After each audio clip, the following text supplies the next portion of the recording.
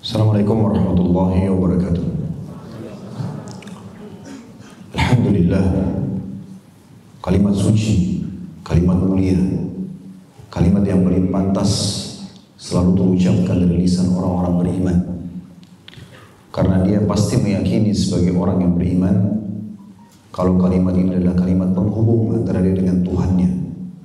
Kalimat ini yang menjadi penyebab seluruh fasilitas dia selama melalui masa kehidupan di dunia dan juga di akhirat akan mendapatkan yang terbaik, akan dia raih.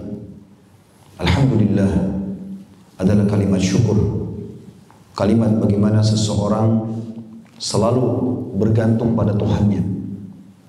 Maka sebagai orang beriman sangat wajar kalau kita selalu mengucapkan ini dalam setiap keadaan kita, termasuk memulai acara.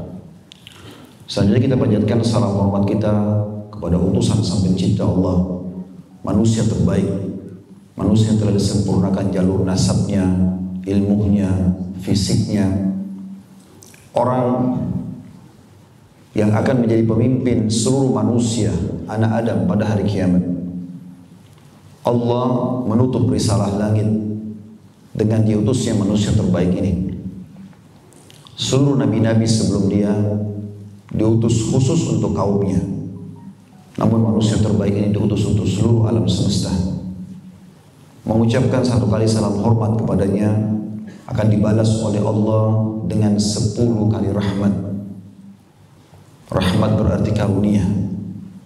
Semua kebutuhan kita berada di bawah rahmat Allah, baik di dunia maupun di akhirat.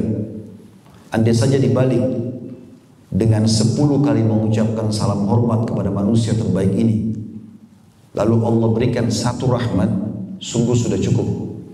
Bagaimana dengan Allah subhanahu wa ta'ala membaliknya, menjanjikan bagi siapapun yang mengucapkan salam hormat kepada manusia terbaik ini satu kali diberikan 10 rahmat. Maka sangat wajar sebagai orang yang beriman selalu mengucapkan setelah alhamdulillah salawat dan taslim kepada Nabi besar Muhammad sallallahu alaihi wa ala alihi wa sahbihi wasallam. Pertama-tama tentunya saya duduk di sini Bapak Ibu sekalian bukan karena saya lebih pintar daripada Bapak Ibu sekalian, sama sekali tidak. Tapi kita ingin menjalankan dan aplikasikan firman Allah Subhanahu wa taala, fadzakir fa inna dzikra tanfa'ul mu'minin. Saling berikan peringatanlah karena peringatan sangat bermanfaat bagi orang-orang beriman. Juga baginda Nabi sallallahu alaihi wasallam bersabda, ad-dinun nasihat. Agama ini isinya semua nasihat. Memang kita harus saling mengingatkan. Sebelum duduk di majelis ilmu seperti ini akan beda sekali terasa keimanan kita dengan setelah bubar. Karena iman itu akan terasa nikmatnya, meningkatnya kualitasnya dengan ilmu. Apalagi dalam Islam majelis ilmu sangat dimuliakan, dijanjikan banyak sekali keutamaan. Di majelis ilmu ini teman-teman sekalian, kalau kita ikhlaskan niat kita, Allah menurunkan rahmatnya, dihadiri oleh para malaikat, dan kita seperti orang yang sedang berjihad di jalan Allah. Bahkan ada hadis yang mulia, siapa yang keluar menuntut ilmu ikhlas karena Allah, diberikan pahala haji lengkap. Maka di awal pertemuan ini saya mengajak diri saya dan Bapak Ibu sekalian untuk mengikhlaskan niat. Tidak usah lihat siapa yang berbicara, tapi apa yang disampaikan. Kalau itu benar, qala Allah, qala Rasul, Allah telah berfirman, Rasulullah SAW telah menyampaikan dan bersabda, maka terimalah. Apapun yang benar pasti dari Allah, bukan dari saya. Dan kalau ada yang salah pasti karena kebodohan saya. Selanjutnya teman-teman sekalian, saya pribadi berterima kasih kepada Dr. Ridwan, Dr. Muhammad Ridwan. Walaupun saya baru tatap wajah sama beliau pada kesempatan ini, namun niat baiknya untuk bisa mengundang saya tentu karena sangka baik beliau, sehingga saya yang diundang, mungkin bukan ustadz yang lain pada kesempatan ini, sehingga saya pun bisa menginjakkan kaki di tempat yang insya Allah menjadi amal jariah bagi Bapak Herman Nawas dan Ibu serta seluruh keturunannya insya Allah. Dan ini saya ingin menyampaikan pada kesempatan ini adalah sebuah contoh yang luar biasa bagaimana satu keluarga semua peduli dengan pendidikan. Dan memang Islam adalah agama pendidikan. Makanya ayat pertama yang turun kepada Nabi SAW, Iqra, disuruh baca. Dan Nabi SAW menyambut dengan sangat gembira kepada para penuntut ilmu. Beberapa sahabat datang dan mengatakan, ya Rasulullah, saya datang untuk belajar. Jawaban Nabi SAW sambil senyum, marhaban bi talabatil ilm. Selamat datang para penuntut ilmu. Jadi Islam memang agama yang bergerak, agama yang produktif, agama yang penuh dengan ilmiah. Oleh karena itu lembaga-lembaga seperti ini harus menjadi suri toladan, apalagi bisa dimanage dengan rapi. Dengan harapan insya Allah selain menjadi amal jariah di akhirat nanti, juga di dunia bisa memberikan andil untuk Islam, untuk negara, untuk kota kita sendiri. Maka ini sebaiknya dijadikan sebagai pelajaran seperti Universitas Putra Indonesia ini. Dan juga saya tadi dapat informasi dari beliau kalau ada pesantren yang dibuka, dan ini angkatan pertama, Rahmatan lil Alamin tadi, International Islamic Boarding School. Itu satu hal yang sangat luar biasa, sehingga kaderisasi generasi muda muslim ini dimulai dari SMP, SMA, kemudian dilanjutkan sampai universitas. Islam tidak pernah membatasi kita untuk belajar dan untuk meraih prestasi terbaik di dunia. Ada sebuah tema, saya sarankan Bapak Ibu mengikutinya. Di YouTube bisa dilihat di playlist di YouTube kami. Judulnya Katakan Iya Untuk Sukses. Tentu saya tidak bahas pada kesempatan ini, tapi di situ umumnya sejam lebih atau 2 jam pertemuan berisikan semuanya motivasi tentang bagaimana Islam menyuruh kita menjadi orang yang terbaik. Dan itu boleh kita raih, tidak ada batasannya dalam Islam. Boleh menjadi orang yang paling kaya, orang paling pintar, orang paling bersih, paling segala-galanya. Bahkan di istilah dalam agama kita afdal, yang terbaik. Allah bahkan menyuruh kita makan halalan thayyibah, yang halal dan yang thayyibah. Thayyibah artinya berkualitas. Kalau seandainya Anda masuk ke supermarket, ada anggur kualitas A dengan harga 200.000 per kilo, kemudian anggur B, grade B dengan 150.000. Kalau Anda beli yang grade A dan Anda niat ingin menikmati apa yang sedang Allah berikan tanpa mubazir, Anda bisa mendapatkan pahala. Islam tidak menyuruh kita makan roti kering, pakai baju yang compang-camping, bahkan terlihat sangat kumuh, kotor. Tidak pernah Islam ajarkan ini. Ada sebagian orang salah dalam memaknakan dan mendefinisikan zuhud. Mereka bilang zuhud itu meninggalkan dunia untuk akhirat. Sehingga muncul di tengah-tengah kaum muslimin orang yang berbaju compang-camping, penampilannya kotor, tidak perlu pikirkan rumah, tidak perlu pikirkan kendaraan, tidak perlu pikirkan pendapatan. Ini semua bertolak belakang dengan Islam. Bukankah Allah yang maha besar dan maha kuasa berfirman dalam surah Al-Qasas ayat 77, A'udzu billahi minasyaitonir rajim, wabtaghi fima ataqallahu daral akhirah wa la tansa nasibaka minad dunya. Al-ayat. Kejar apa yang Allah janjikan untukmu di akhirat nanti. Semua yang kita lakukan di dunia, targetnya supaya dapat balasan di akhirat dengan ikhlas. Dan jangan lupakan bagianmu dari dunia. Kita disuruh menjadi orang yang berprestasi di dunia. Jadi ini persepsi yang salah dan definisi yang salah. Yang benar adalah zuhud mendahulukan akhirat dari dunia. Dan itu prinsip dasar seorang muslim. Maka ini sebuah pelajaran yang sangat baik yang harusnya kita ambil. Baik teman-teman sekalian, kita akan masuk ke tema kita. Dan saya berharap teman-teman ikhlaskan niat agar kita mendapatkan keutamaan majelis ilmu. Dan kita akan bicara tentang anakmu, aset amal jariahmu. Saya akan bagi menjadi 3 tema atau 3 poin dasar dalam bahasan ini. Walaupun tema ini sebenarnya sangat panjang, tapi saya coba ringkas. Tadi saya tanya waktunya sekitar 2 jam sampai menjelang maghrib nanti insya Allah. Masalah sesi tanya jawab, bila masih ada waktu kita akan buka. Kalau tidak, saya berharap teman-teman cukupkan dengan materi, karena yang penting adalah materinya dan bukan pertanyaan. Dan kalaupun ada mau bertanya, maka teman-teman saya harapkan sesuai dengan tema. Dan tolong jangan menguji saya, karena saya bukan sedang ujian di sini. Tapi bertanya memang karena perlu. Dan itu pun kami jawab sesuai dengan apa yang kami ketahui saja. Yang pertama, tema itu akan kita bagi di poin pertama, agar anak kita menjadi aset amal jariah. Kenalkan dan tanamkan kepadanya 3 pondasi dasar. Mengenal Allah, mengenal Rasulullah SAW, dan mengenal Islam. Ini poin pertama, dan akan kita bahas insya Allah. Poin yang kedua, hak-hak anak-anak. Apa saja haknya anak itu? Dan poin yang ketiga, penanaman tentang akhlak mulia. Saya akan masuk poin pertama teman-teman sekalian, tentang masalah iman kepada Allah Subhanahu wa taala. Mungkin Bapak Ibu bilang, saya sudah beriman Ustaz kepada Allah. Tapi saya ingin Bapak Ibu jujur kepada saya di saat ini di ruangan ini. Dijawab masing-masing di dirinya. Kalau seandainya Bapak Ibu lagi sakit, yang pertama Bapak Ibu hubungkan dirinya atau konekkan dirinya kepada dokter atau kepada Allah? Berarti sederhana sekali. Kalau saya sakit, cari nomor telepon dokter, cari obat yang cocok. Bagaimana kita bisa mengatakan kita sudah beriman kepada Allah? Sehingga selalu harapan besarnya digantungkan pada dokter. Dok, saya sakit. Bagaimana saya bisa sembuh? Obat apa lagi? Saya harus dirawat di mana? Dari dokter ke dokter yang lain. Ini dipastikan teman-teman cobaan penyakitnya akan terus saja jalan. Tapi kalau Anda beriman kepada Allah, yang pertama sekali pada saat sakit, berarti cobaan sedang ada. Dalam Islam, kalau nikmat sedang ada, kita bersyukur agar bertambah. Kalau cobaan sedang datang, bersabar. Syukur sama sabar, dua sayap kehidupan yang tidak bisa dipisahkan dan harus berimbang. Bagaimana kalau nikmat sedang melimpah, Anda mengatakan Alhamdulillah sehingga nikmat itu bertambah. Dan bagaimana, itu satu sayap. Sayap sisi yang lain, kalau cobaan sedang datang Anda bersabar.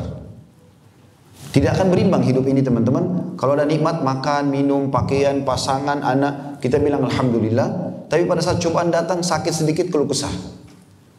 Ini tidak balance. Atau dia kalau ada cobaan, dia miskin, dia susah, dia sabar. Tapi begitu Allah angkat penyakitnya, Allah bukakan pintu rezeki, nggak bersyukur. Ini juga nggak berimbang. Kalau Anda beriman kepada Allah, berarti yang paling pertama Anda sabar dulu. Apa itu sabar? Terima keputusan Allah. Jadi pada saat sakit, yang pertama kalau dari lisan kita, Alhamdulillah dulu.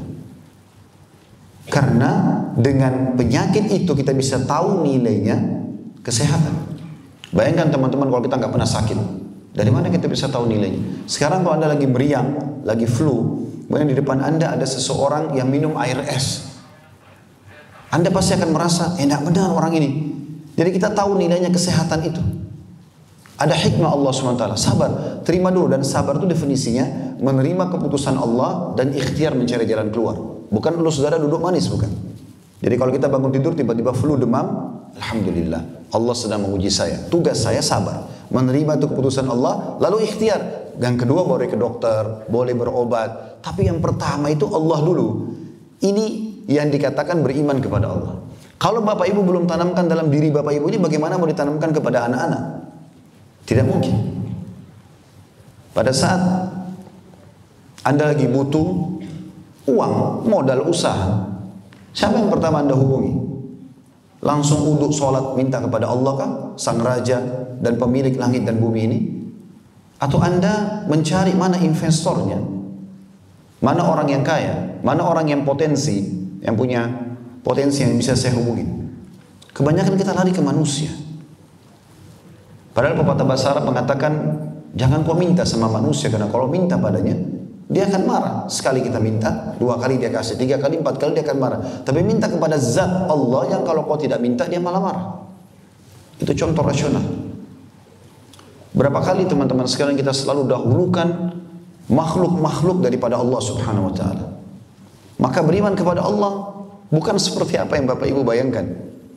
Kebanyakan kita subhanallah belum yakin masalah ini. Oleh karena itu kita ingin tanamkan dulu ke diri kita yang hadir di sini, bagaimana beriman kepada Allah itu, kemudian baru kita bisa aplikasikan kepada anak-anak. Saya berharap teman-teman sekalian, Anda bisa membuka Al-Quran untuk kita tadabburi bersama-sama ayat. Yang pertama teman-teman, surah Ar-Rum, surah nomor 30 dalam Al-Quran. Ayatnya, ayat 20. Sudah dibuka? Saya akan bacakan. A'udzu billahi minasyaitonir rajim. Sekali lagi surah Ar-Rum ayat 20. Wa min ayatihi An khalaqakum min turabin thumma idza antum basharun tantashirun. Dan di antara tanda-tanda kekuasaannya, N-nya besar kata ganti Allah, ialah dia menciptakan kamu dari tanah. Kemudian tiba-tiba kamu menjadi manusia yang berkembang biak. Pertanyaan sederhana. Siapa yang menciptakan manusia begini banyak, teman-teman sekalian? Dengan warna kulitnya, parasnya, jumlah rambutnya, populasi lah, jenis kelamin, bahasa. Kalau kita tidak merenungi sesuatu yang besar depan mata ini, Bapak Ibu, kita lihat samping kiri kanan ini, sebenarnya kita harus bisa lihat tanda-tanda kebesaran Allah. Teman kita ngobrol sama kita saja itu sebut tanda-tanda kebesaran Allah. Mulutnya bisa bergerak, mengeluarkan suara, matanya bisa berkedip, bisa melihat, telinganya bisa mendengar. Ini siapa yang buat semuanya? Apakah terjadi begitu saja tanpa ada yang menciptakan? Tidak mungkin. Allah menyinggung di sini yang pertama kali memperkenalkan dirinya. Bagaimana Allah lah yang menciptakan kalian dari Nabi Adam yang dibuat dari tanah kemudian berkembang biak seperti sekarang. Kemudian ayat 21-nya Allah mengatakan lagi, wa min ayatihi, dan tanda-tanda kebesarannya, kekuasaan Dia, Raja pemilik yang di langit, yang di bumi, yang di kedalaman lautan, terjangkau atau tidak terjangkau oleh mata kita.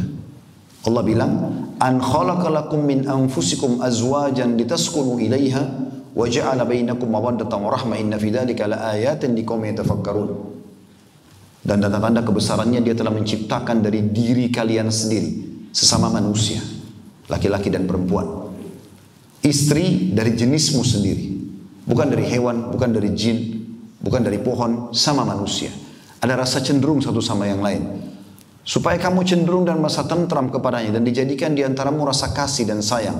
Sesungguhnya pada demikian itu benar-benar terdapat tanda-tanda bagi kaum yang mau berfikir. Siapa yang ciptakan dua jenis kelamin yang berbeda? Kenapa nggak ada jenis kelamin yang ketiga? Kenapa ada kecenderungan kita untuk suka dengan lawan jenis? Dan itu normal. Karena kalau tidak ada rasa suka, tidak ada populasi. Cuma memang dibedakan, ada yang dibolehkan interaksi biologis, namanya nikah. Ada yang interaksi biologis yang tidak boleh, namanya zina. Tentu dua hal yang sangat berbeda. Interaksi yang halal akan dimulai dengan sesuatu yang luar biasa. Kurang dari 5 menit kalimat akad yang diucapkan. Wali wanita mengatakan, saya nikahkan kamu sama anak perempuan saya Fulana binti Fulana dengan mas kawin ini. Laki-laki, mempelai laki-laki cuma mengatakan saya terima nikahnya. Dengan mahar yang disebutkan sah. Apalagi kalau dia sebutkan lebih lengkap nikahnya si Fulana binti Fulana dan seterusnya dengan mas Amin, itu juga sama. Sah. Kurang dari 5 menit kalimat ini. 2 saksi, ada mahar. Pada saat mereka selesai, semua orang tahu mereka akan lakukan interaksi biologis. Dua-duanya gembira pada saat itu. Biologisnya berpahala. Dan juga pada saat hamil, maka kedua pasangan akan gembira dan anak yang lahir jelas statusnya. Allah jadikan tanda-tanda kebesaran. Kebutuhan biologis kita ada dan dilampiaskan. Perbuatan yang haram zina, yang Allah haramkan, Allah berikan tanda-tandanya.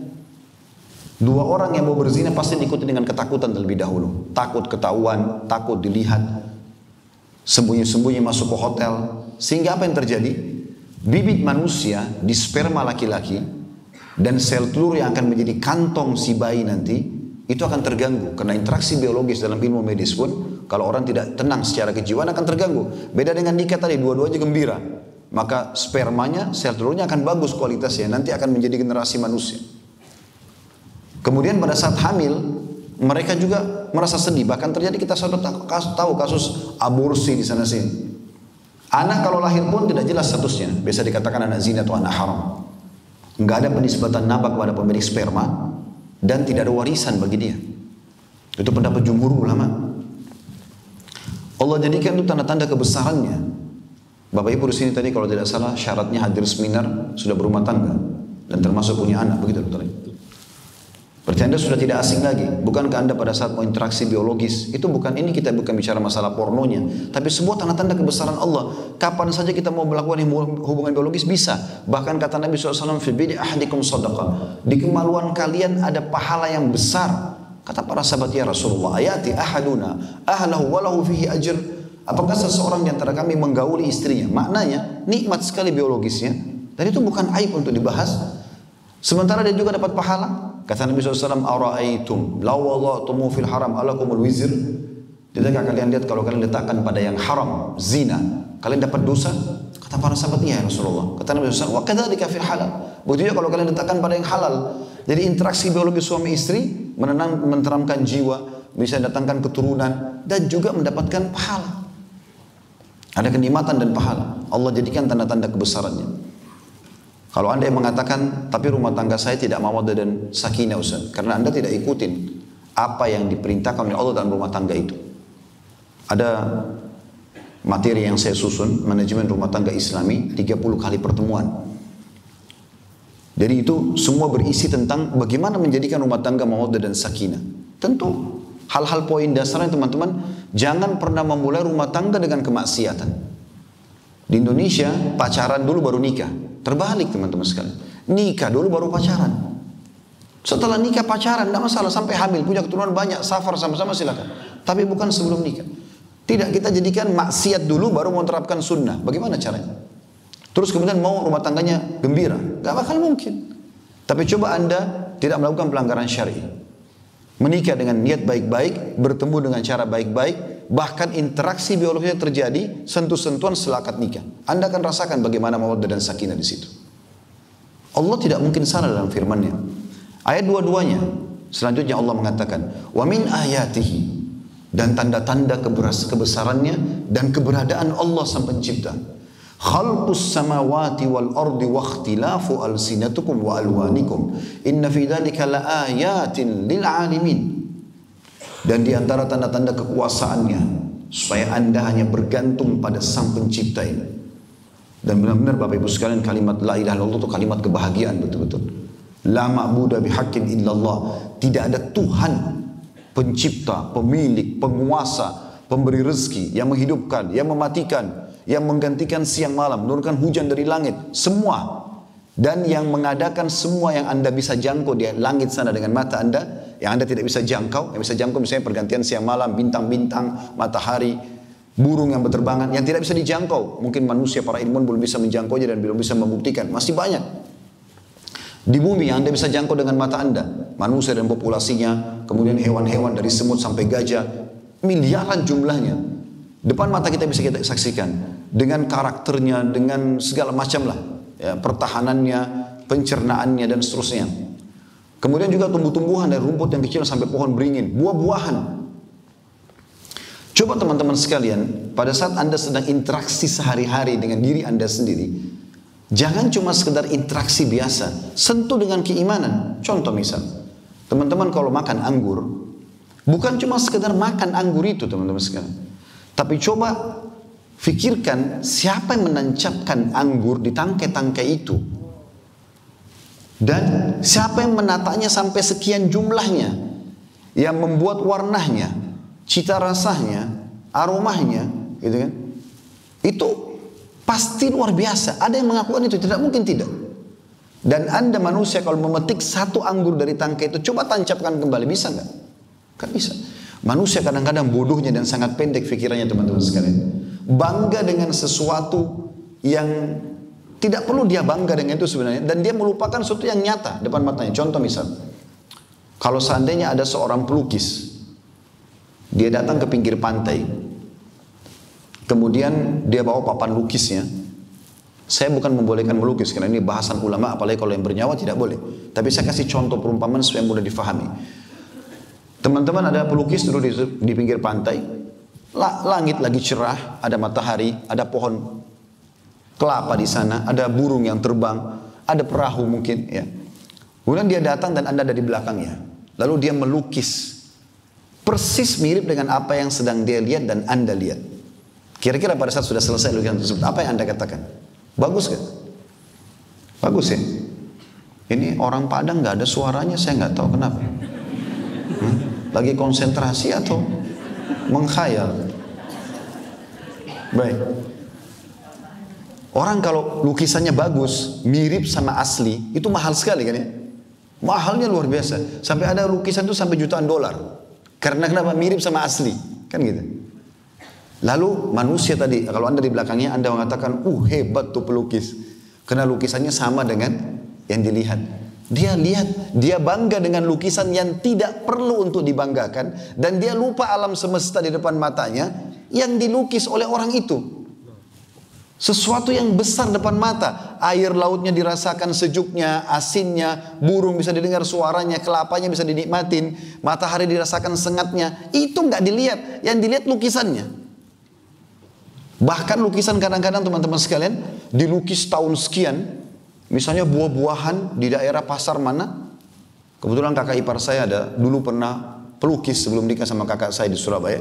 Alhamdulillah setelah dia tahu hukumnya, dia tetap melukis tapi tidak lagi melukis yang makhluk. Tapi ada dulu buku dia pernah liatin saya, buku khusus untuk para pelukis, itu menggambarkan pasar di tahun berapa ratus tahun yang lalu. Dan itu dijadikan sebagai sebuah kebanggaan gitu.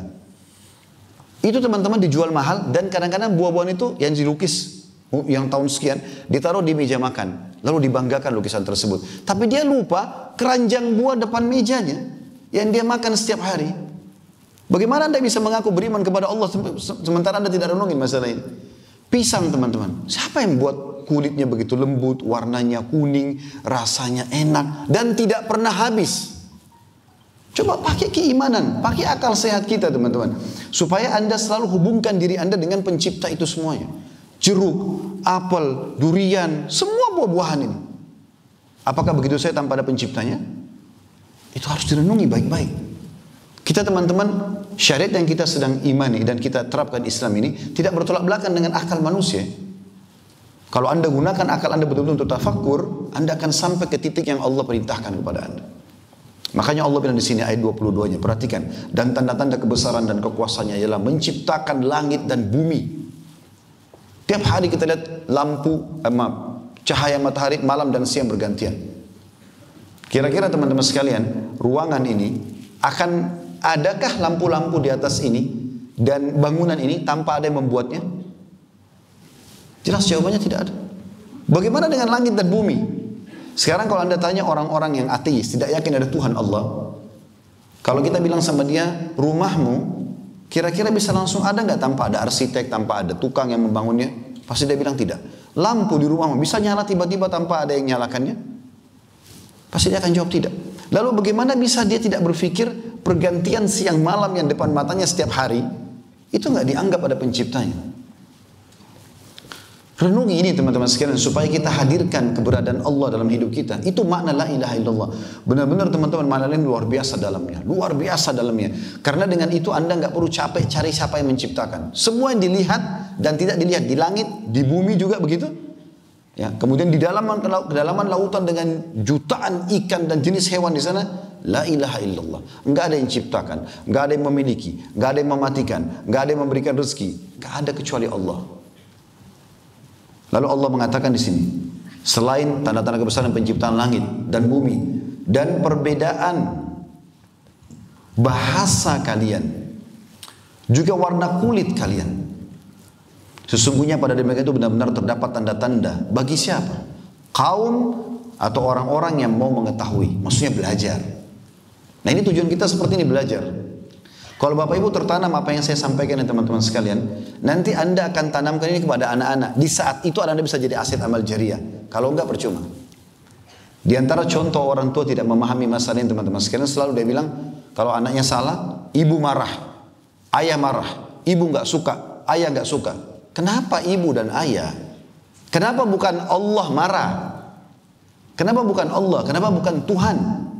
Tanamkan itu pada anak-anak dari mereka kecil. Saya pada anak-anak saya, alhamdulillah, selalu saya katakan, Allah marah, Allah larang, Allah perintahkan. Sehingga pada saat mereka lagi duduk umur 4 tahun, 5 tahun sama-sama, kadang-kadang kalau kakaknya ngambil mainan adiknya mengatakan, nanti Allah marah loh.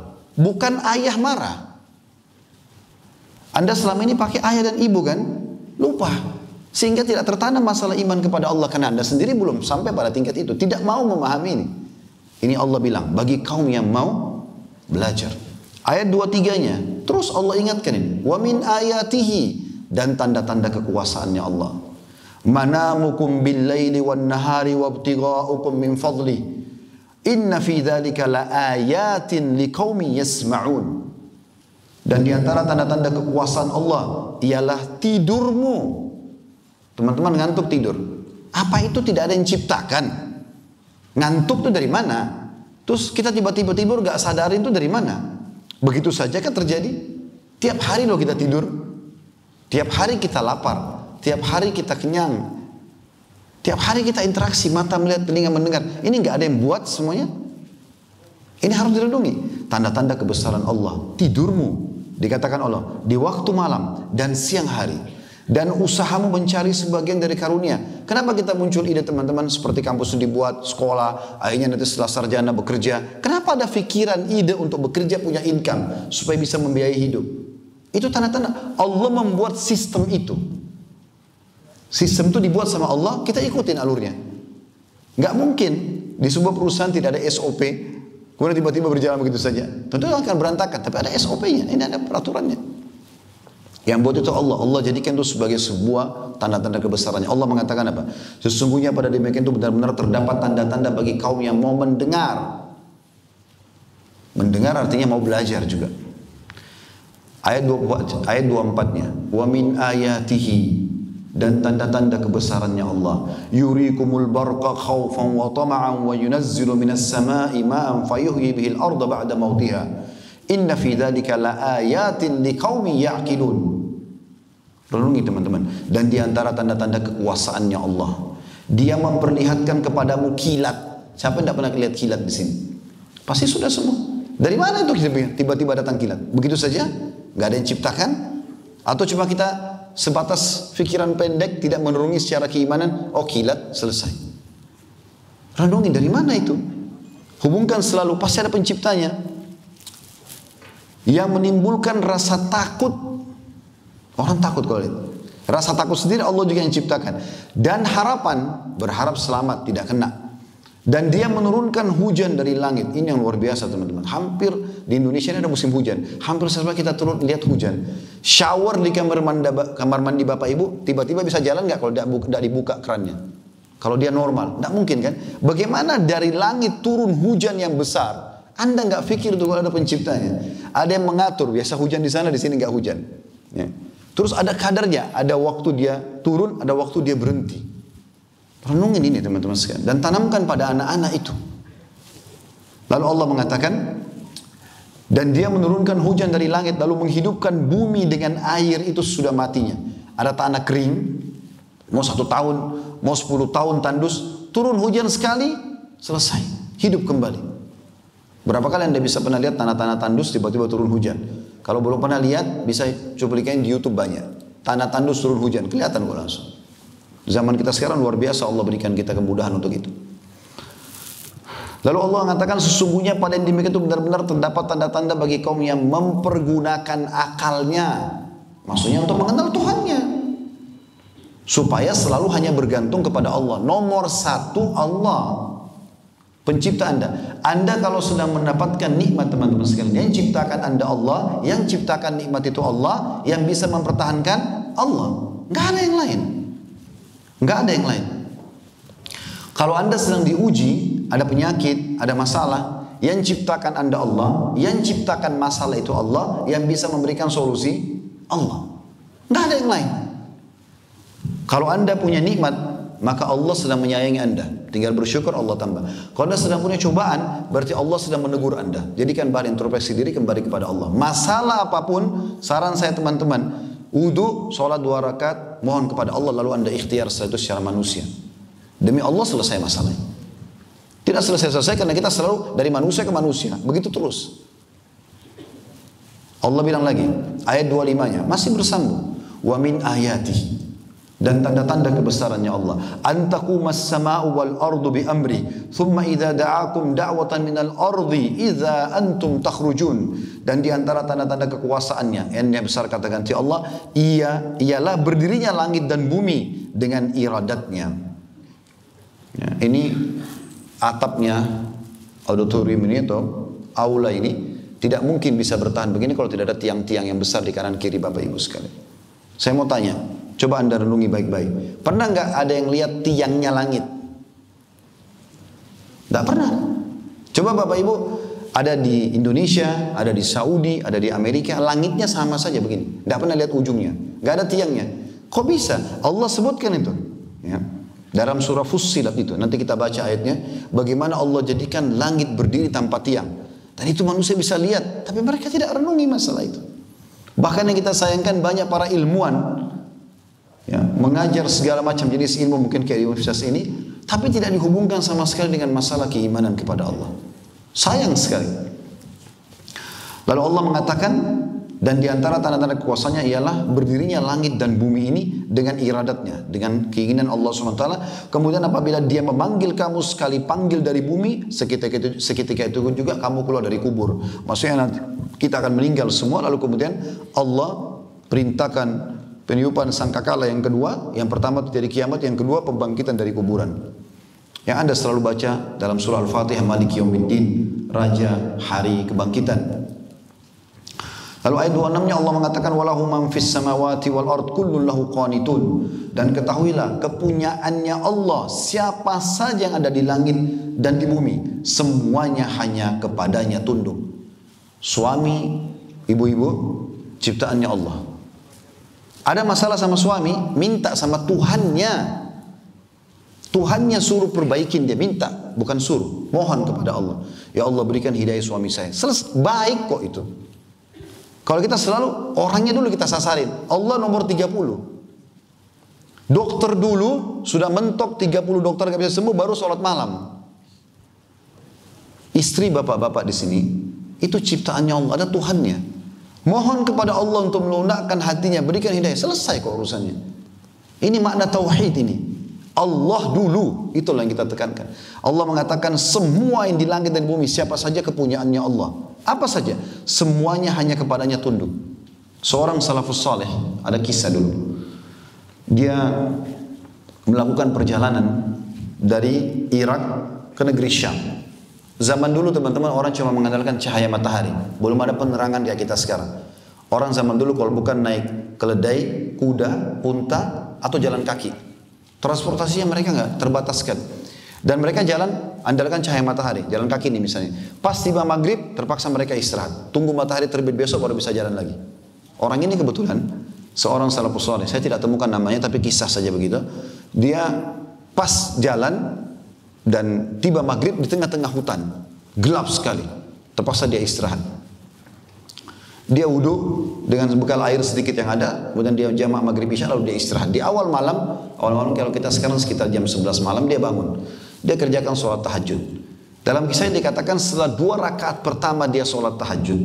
Begitu salam, dia mau berdiri ke rakaat selanjutnya, dia bilang sendiri, tiba-tiba di depan mata saya ada seekor harimau meraung dengan keras, tanda-tanda kelaparan. Waktu itu tiba-tiba dia bilang, saya berpikir, bagaimana caranya saya lolos dari harimau ini?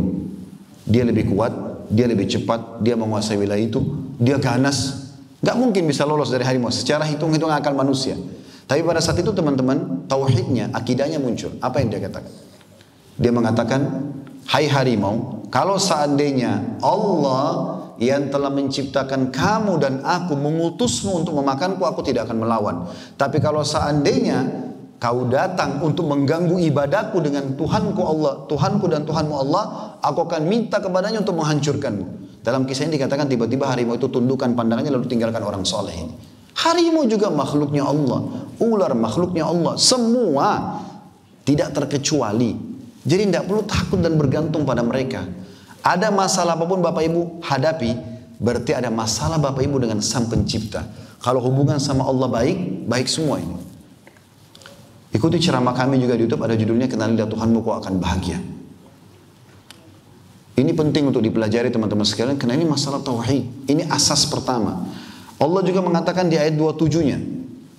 Lanjutannya, wa huwal ladzi yabda'ul khalqa tsumma yu'iduhu wa huwa ahwanu 'alaihi wa lahul mathalul a'la fis samawati wal ard wa huwal azizul hakim. Dan dialah, D-nya besar kata ganti Allah, yang menciptakan manusia dari permulaan kemudian mengembalikan atau menghidupkannya kembali, dan menghidupkan kembali itu adalah lebih mudah baginya, dan baginya lah, bagi Allah sifat yang maha tinggi di langit dan di bumi, dan dialah yang maha perkasa lagi maha bijaksana. Ini teman-teman satu ayat saja kalau kita ingin rincikan mungkin cukup untuk 2 jam pertemuan.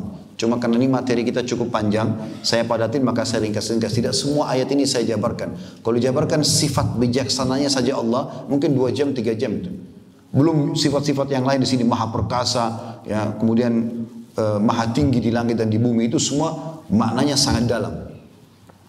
Ada beberapa judul tadi saya bilang, Bapak Ibu bisa dalami insya Allah kembali ke ceramah kami, kenali Tuhanmu kau akan bahagia.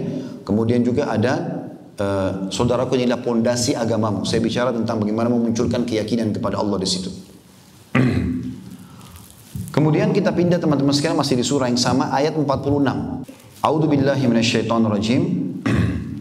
Wa min ayatihi. Kembali Allah katakan, dan tanda-tanda kekuasaannya, ayyursilar riyaha mubashshiratin wa liyudhiqakum min rahmatihi wa litajriyal fulk bi amrihi wa litabtaghu min fadli wa la'allakum tashkurun. Dan di antara tanda-tanda kekuasaannya adalah bahwa dia besar, kata-kata Allah, mengirim angin. Bapak Ibu rasakan terpahan angin? Dari mana angin itu? Begitu saja ada sebagai berita gembira, pembawa berita gembira. Biasanya kalau mau hujan ada tiupan angin. Dan untuk merasakan kepadamu sebagian dari rahmatnya, kita merasa lebih segar. Apalagi kalau udaranya segar, ya.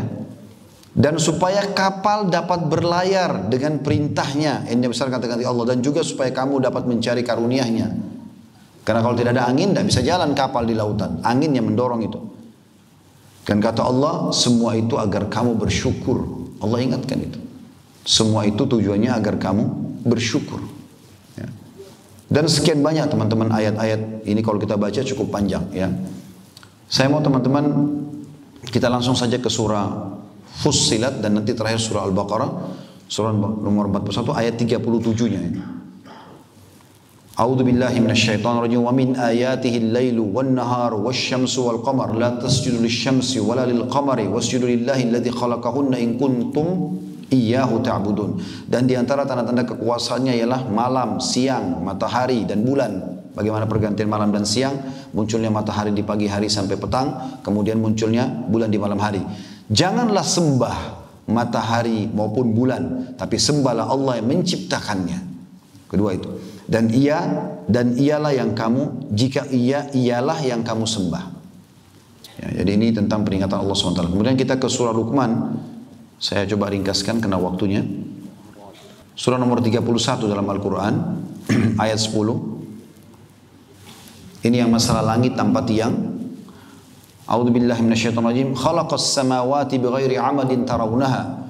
Wa alqa fil ardi rawasi an tamida bikum wa batha fiha min kulli dabbah wa anzalna minas samai ma'an fa ambatna fiha min kulli zawjin karim. Dia menciptakan langit tanpa tiang yang kamu melihatnya. Bagaimana bisa bangunan yang begitu raksasa besar ini tanpa tiang? Di sini kata Allah, kamu melihat itu untuk dijadikan pelajaran. Dan dia meletakkan gunung-gunung di permukaan bumi. Ada gunung berapi, ya. Ada gunung-gunung batu di padang pasir, ya, dan berbagai macam jenis batu, mungkin Anda sudah tahu. Kata Allah, di permukaan bumi, supaya bumi itu tidak menggoyangkan kamu. Tujuannya bumi itu seperti paku yang membuat bumi ini stabil.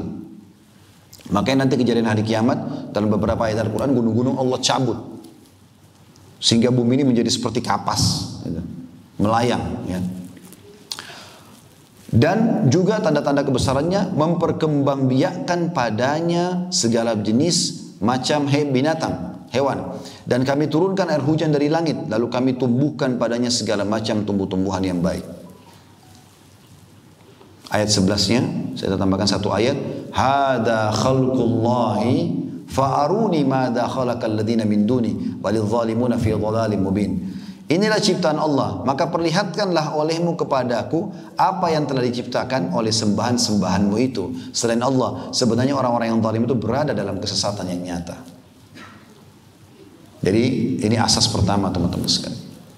Sekali lagi bahasan ini panjang sekali kalau kita membahas, karena membahas Allah ini lebih luas lagi, gitu kan.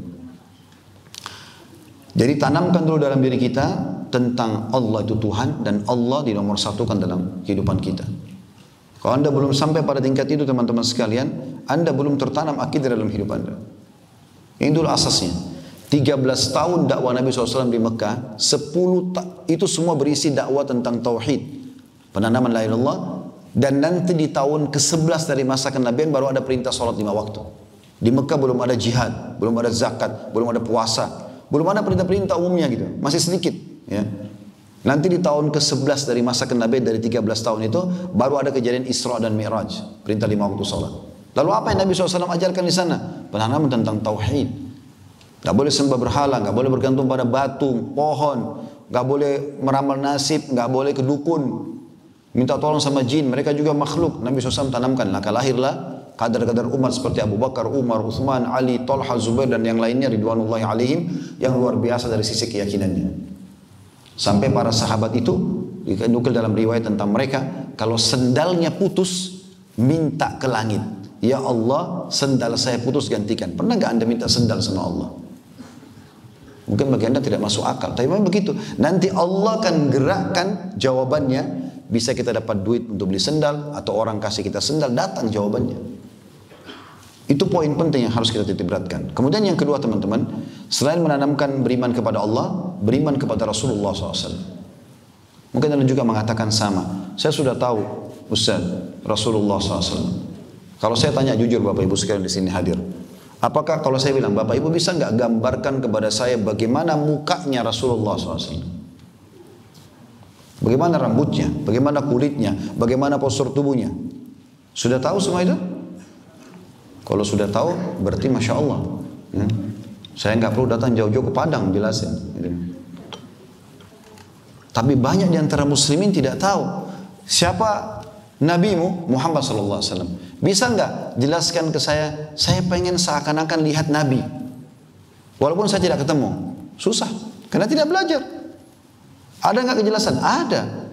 Ulama menukil, disilakan dengan khalqiyah, fisik Nabi. Kalau anda bertanya lagi, Ustaz, untuk apa belajar tentang fisik Nabi? Ada sabda Nabi SAW. Siapa yang melihatku dalam mimpinya, maka itu adalah aku. Kata Nabi SAW. Karena syaitan tidak akan menjelma menjadi aku. Kalau begitu harus kita tahu fisiknya. Disebutkan dalam riwayat, Nabi SAW kulitnya putih. Saking putihnya sampai pipinya kemerah-merahan.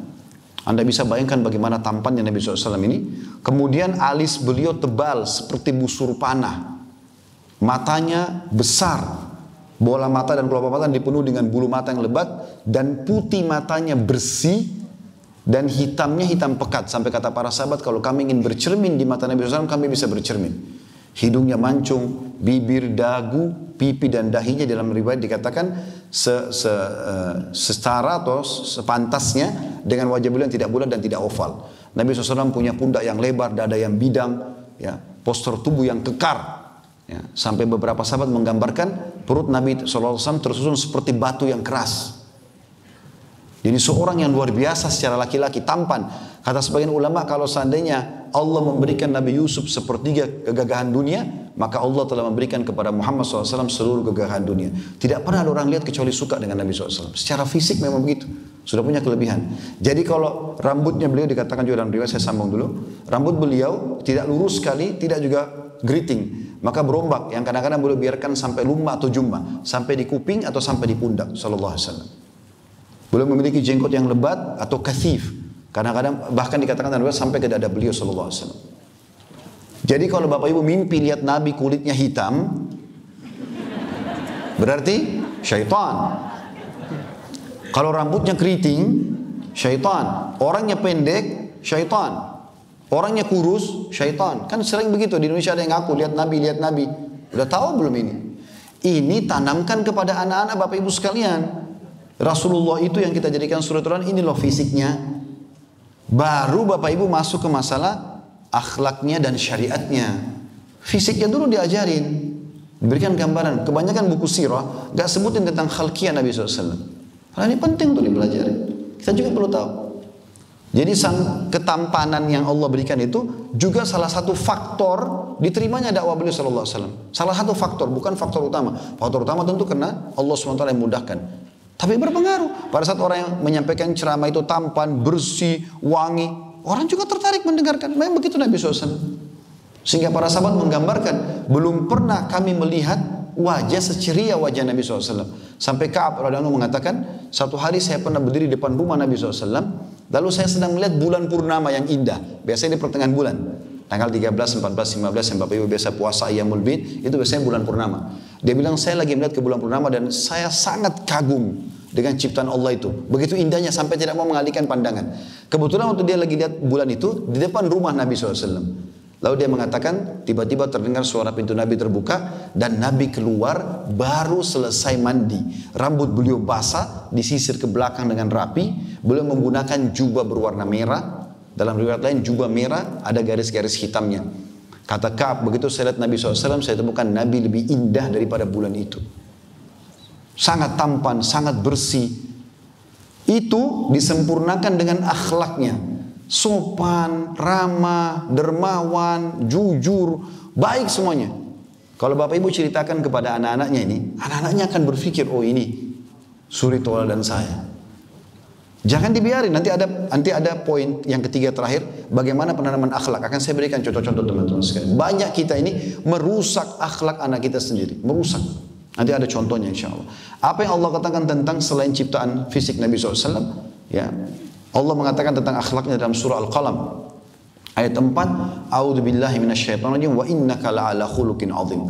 Sesungguhnya kau Muhammad benar-benar memiliki budi pekerti yang agung. Allah penciptanya memuji tentang akhlak Nabi SAW.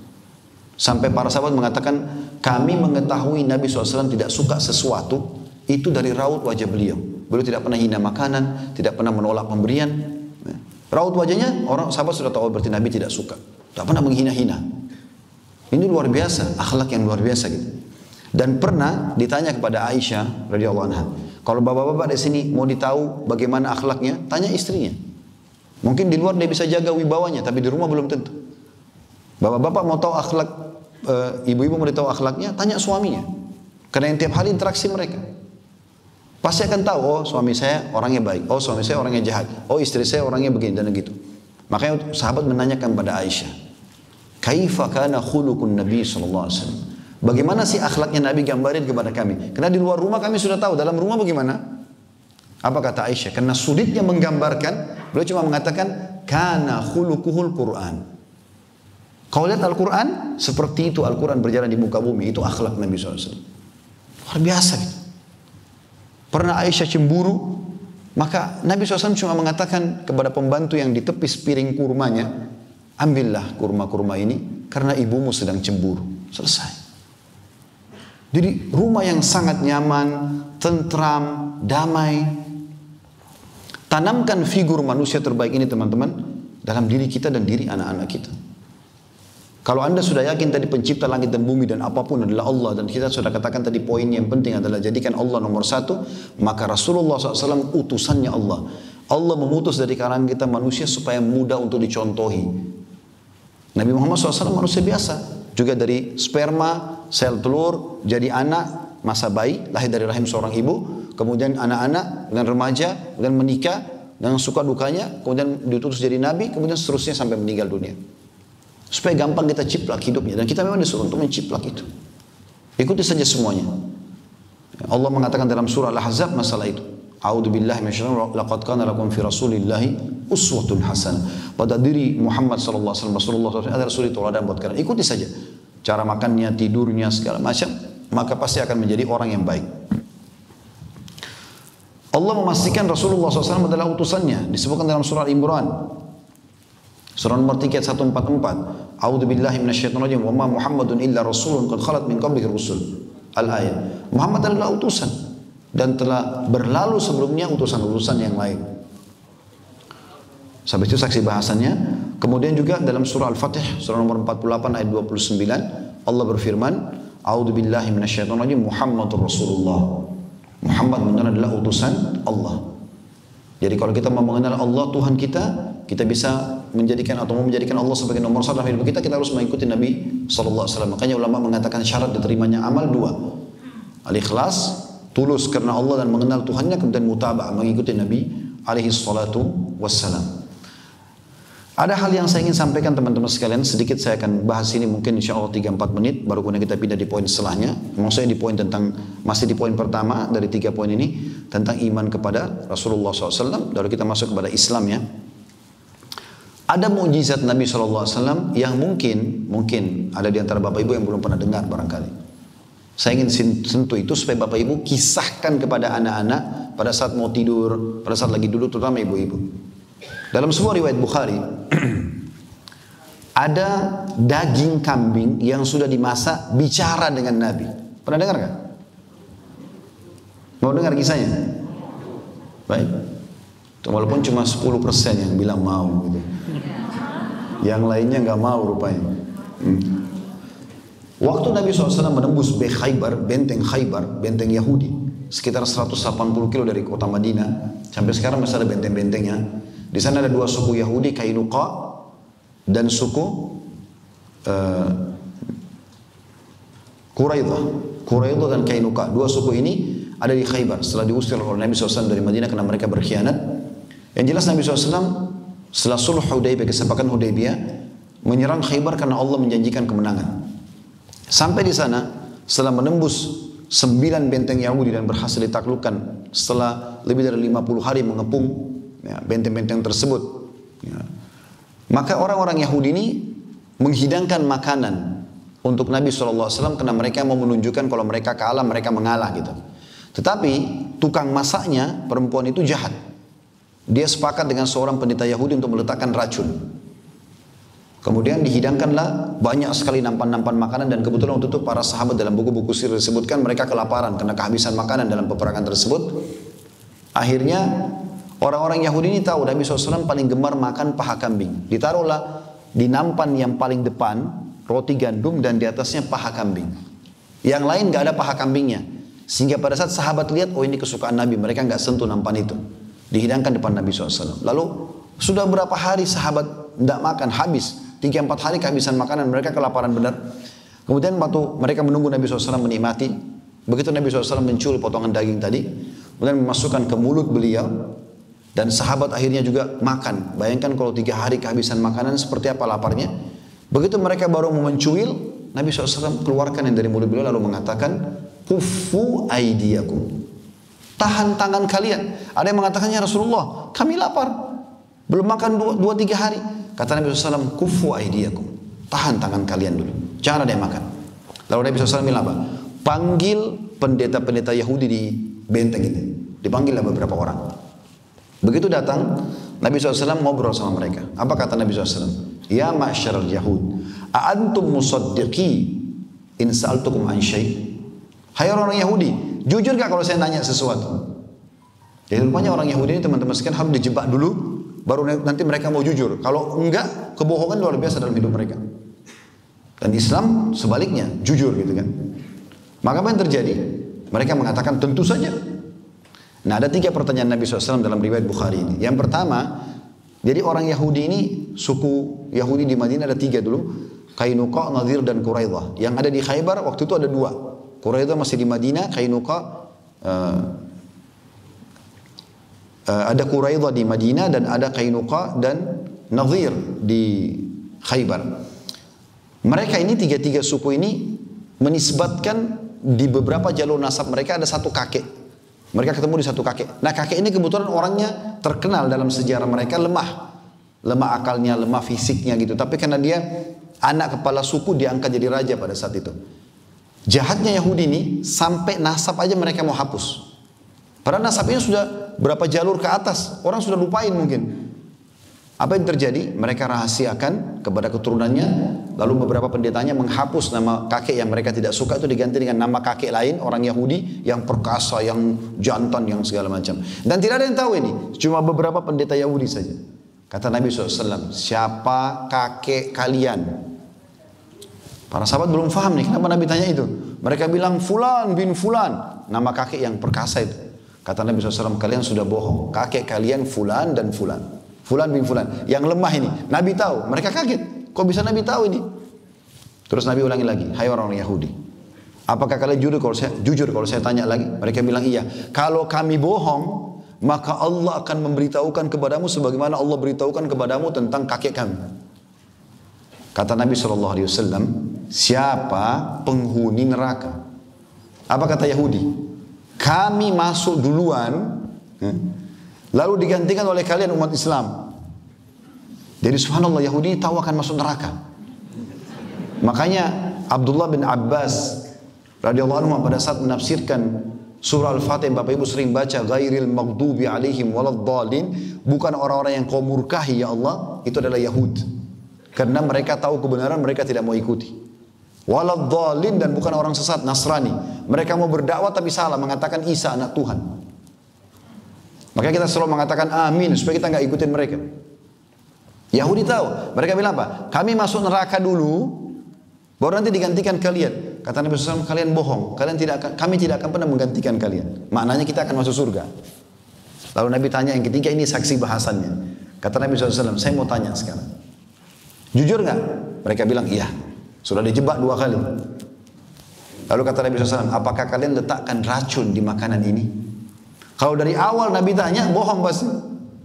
Tapi sudah kejebak di depan orang banyak, akhirnya ngaku. Iya benar. Kata Nabi SAW, kenapa kalian taruh racun? Apa kata Yahudi? Ini bodohnya. Mereka mengatakan, kami ingin membuktikan apakah kau Nabi atau bukan. Kalau kau hanya raja biasa, pasti kau akan mati dengan racun kami. Tapi kalau kau Nabi, kau akan tahu ada racunnya. Kan Nabi sekarang sudah tahu ada racunnya. Lalu kata mereka apa? Hai Muhammad, siapa yang beritahukan kepada kamu tentang racun kami taruh? Tidak ada yang tahu ini kecuali satu orang pendeta sama satu orang tukang masaknya saja. Yang lain tidak ada yang tahu. Nabi SAW angkat paha kambing yang sudah dimasak. Beliau mengatakan, akhbarani hadza dhira, yang telah memberitahukan kepadaku paha kambing ini. Ngomong sama Nabi, ya Rasulullah, saya diracuni. Udah pernah dengar belum kisahnya? Tanamkan ke anak-anak itu. Bapak Ibu rasa ada tambahan keimanan tidak dengan kisah begini? Coba tanamkan kepada anak-anak itu. Biar mereka mengenal siapa itu Nabi Muhammad SAW. Bukan hanya sekedar Nabi Muhammad. Gitu. Bukan cuma itu teman-teman sekalian. Ada mujizat yang lain. Bapak Ibu mungkin sudah pernah dengar. Karena memang dalam Al-Quran ada surah Al-Qamar ya. Surah nomor 54. Tapi kita berharap kalau yang sudah pernah dengar ini pengulangan, kalau yang belum pernah dengar, ini juga sebuah mujizat yang sangat besar. Nabi Muhammad SAW pernah membelah bulan dengan jari telunjuknya. Sudah tahu belum? Alhamdulillah, sudah tahu? Belum sudah yang mana? Pernah satu kali dalam hadis Bukhari, ini hadis sahih. Nabi Muhammad SAW lagi tawaf di malam hari, pas bulan purnama.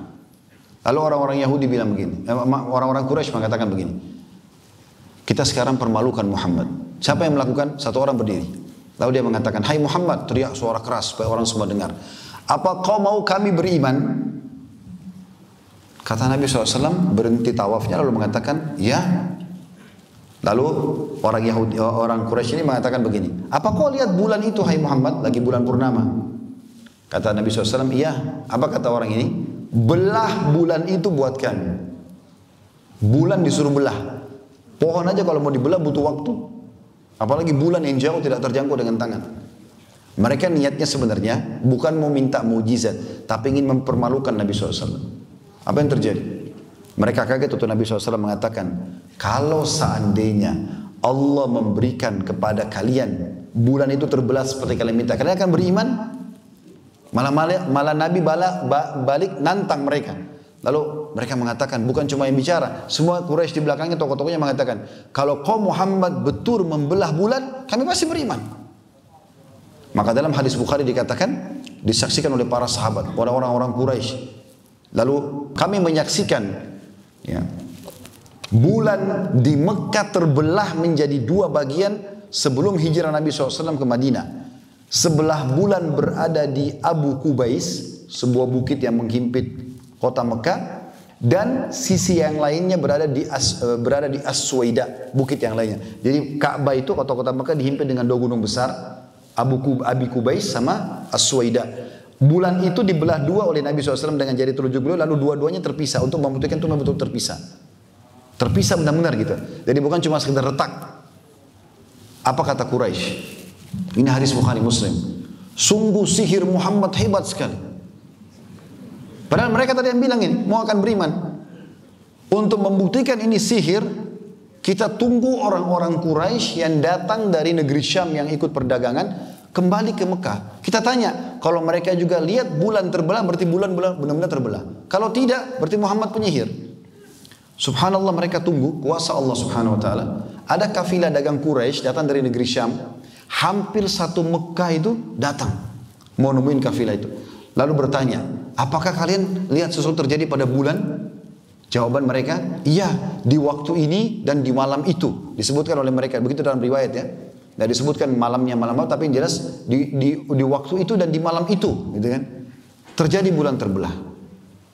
Itu pun mereka tidak mau beriman, tapi itu mujizat Nabi SAW. Dan Allah sebutkan dalam surah Al-Qamar, surah nomor 54, ayat 1 sampai ayat 3. A'udzu billahi minasyaitonir rajim. Iqtarabatis sa'atu wa insyaqqal qamar. Sungguh kiamat telah dekat dan bulan benar-benar telah terbelah. Kalau Bapak Ibu tidak tahu kisah tadi hadis Bukhari Muslim, Bapak Ibu bingung mungkin. Bulan terbelah bagaimana? Ada dijelaskan, pakai jari telunjuk Nabi sallallahu alaihi wasallam.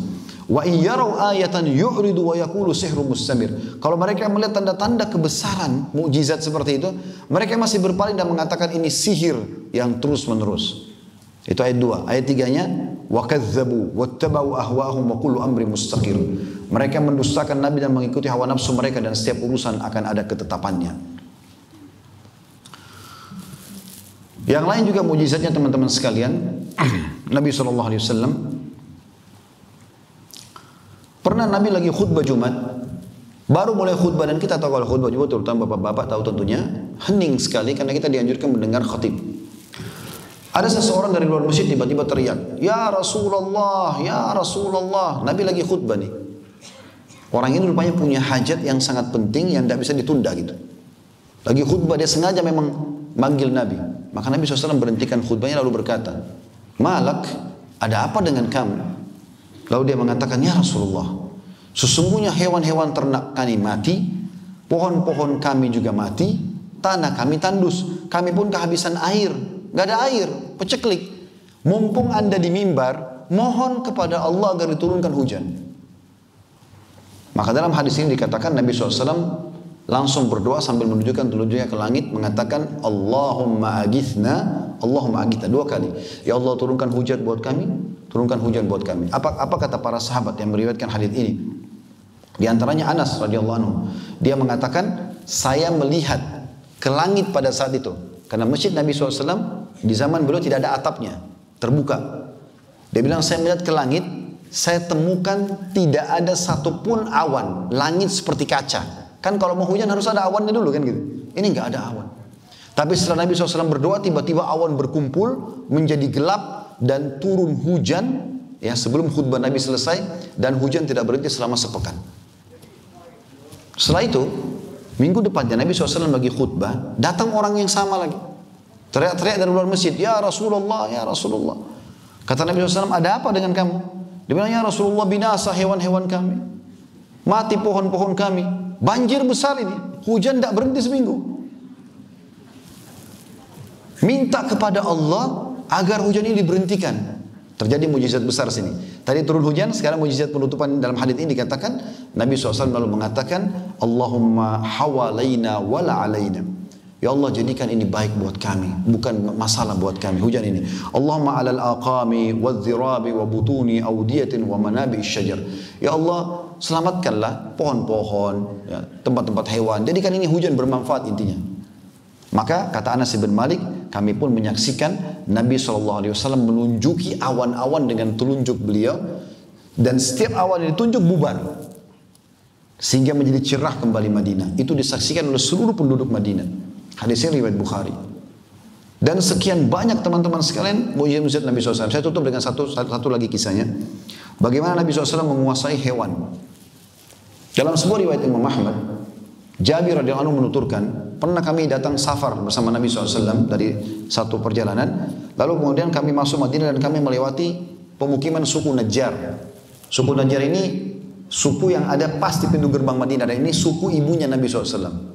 Aminya dari keturunan suku Najjar ini. Yang jelas pada saat itu tiba-tiba dalam riwayat ini dikatakan, ini Jabir bin Abdullah yang meriwayatkan kisah. Dia bilang, ada unta liar, unta jantan liar yang sedang mengamuk. Dan unta ini sulit sekali dijinakkan kalau sedang mengamuk. Semua orang lari dari unta tersebut karena unta ini bisa menendang, bisa menggigit. Akhirnya kata Jabir, "Ya Rasulullah, hati-hatilah. Depan Anda ada unta yang sedang mengamuk." Nabi SAW melihat unta itu, kemudian Nabi mendekat, lalu Nabi mengatakan satu kalimat saja, satu kata saja, "Ta'al, kesinilah." Begitu mata unta itu ke arah Nabi SAW, dalam riwayat ini dikatakan, tiba-tiba unta itu menurunkan ke lehernya sampai ke tanah, lalu menyeret lehernya itu sampai ke hadapan Nabi SAW. Semua orang saksikan pada saat itu. Lalu Nabi SAW mengatakan, mana tali kekangannya? Diambil, Nabi ikat, unta itu tiba-tiba jadi tenang. Lalu apa kata beliau SAW dalam penutupan hadis? Tidak ada sesuatu pun, benda hidup atau benda mati, di langit juga di bumi, kecuali mengetahui kalau aku adalah utusan Allah. Semua tahu, kecuali pembangkang dari jin dan manusia. Jadi batu, air, udara, api, malaikat-malaikat, semuanya ini, hewan-hewan, tumbuh-tumbuhan tahu kalau itu Rasulullah SAW. Kecuali pembangkang dari jin dan manusia. Sebagian kecil saja di antara mereka. Dan ini teman-teman bisa kembali kalau mau dengarkan lebih lanjut kisah kami. Cukup banyak saya sampaikan, ada materi tablik akbar di playlist YouTube. Judulnya Rasulullah kasihku, aku mencintaimu. Dan ini panjang lebar saya sebutkan, lebih mungkin dari 30 mukjizat Nabi alaihi salatu wassalam. Tapi saya tidak bisa sampaikan semua saat ini. Kita kembali ke tema kita. Kemudian selanjutnya teman-teman, setelah menanamkan beriman kepada Allah, beriman kepada Rasulullah SAW, ini cuma kulitnya ya, belum kita bahas isinya itu panjang sekali, panjang lebar. Bapak Ibu dalami, ajarkan kepada anak-anak tentang Islam. Ada satu hal yang mungkin saya ingin buka dalam masalah materi Islam ini, dan Anda bisa kembali juga ke ceramah kami di YouTube, ada judulnya Hidup Mulia dengan Islam. Tapi saya ambil garis besarnya. Bapak Ibu sudah tahu belum? Tidak pernah ada agama di muka bumi ini yang sah, yang diakui, yang agama benar kecuali Islam. Kan selama ini kita kebanyakan bilang agama Nasrani, agama Yahudi, agama Buddha, agama Hindu, ya. Ini bagi umat Islam perlu diperbaiki ini. Enggak ada agama kecuali Islam. Enggak pernah Allah turunkan agama selain Islam. Jadi itu semua tidak dianggap agama. Karena semua nabi-nabi agamanya Islam. Nabi Isa itu Muslim, Nabi Musa itu Muslim. Tidak pernah ada agama Yahudi, tidak pernah ada agama Nasrani, enggak ada. Makanya Nabi Muhammad SAW mengatakan, sesungguhnya perumpamaan aku dengan nabi-nabi sebelumku seperti satu bangunan yang bagus sekali. Setiap orang yang lewat, mereka kagum dengan bangunan itu. Lalu mereka menemukan ada satu celah batu bata yang belum ditutup. Kata mereka, coba seandainya batu bata itu ditaruh sempurnalah bangunan ini. Dan ketahuilah, akulah satu batu bata itu. Artinya semua nabi-nabi sama. Nggak ada bedanya.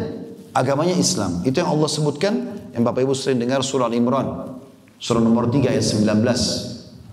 Sekali lagi surah Al-Imran, surah nomor 3 ayat 19. A'udzubillahi minasyaitonirrajim. Innad dina indallahil Islam.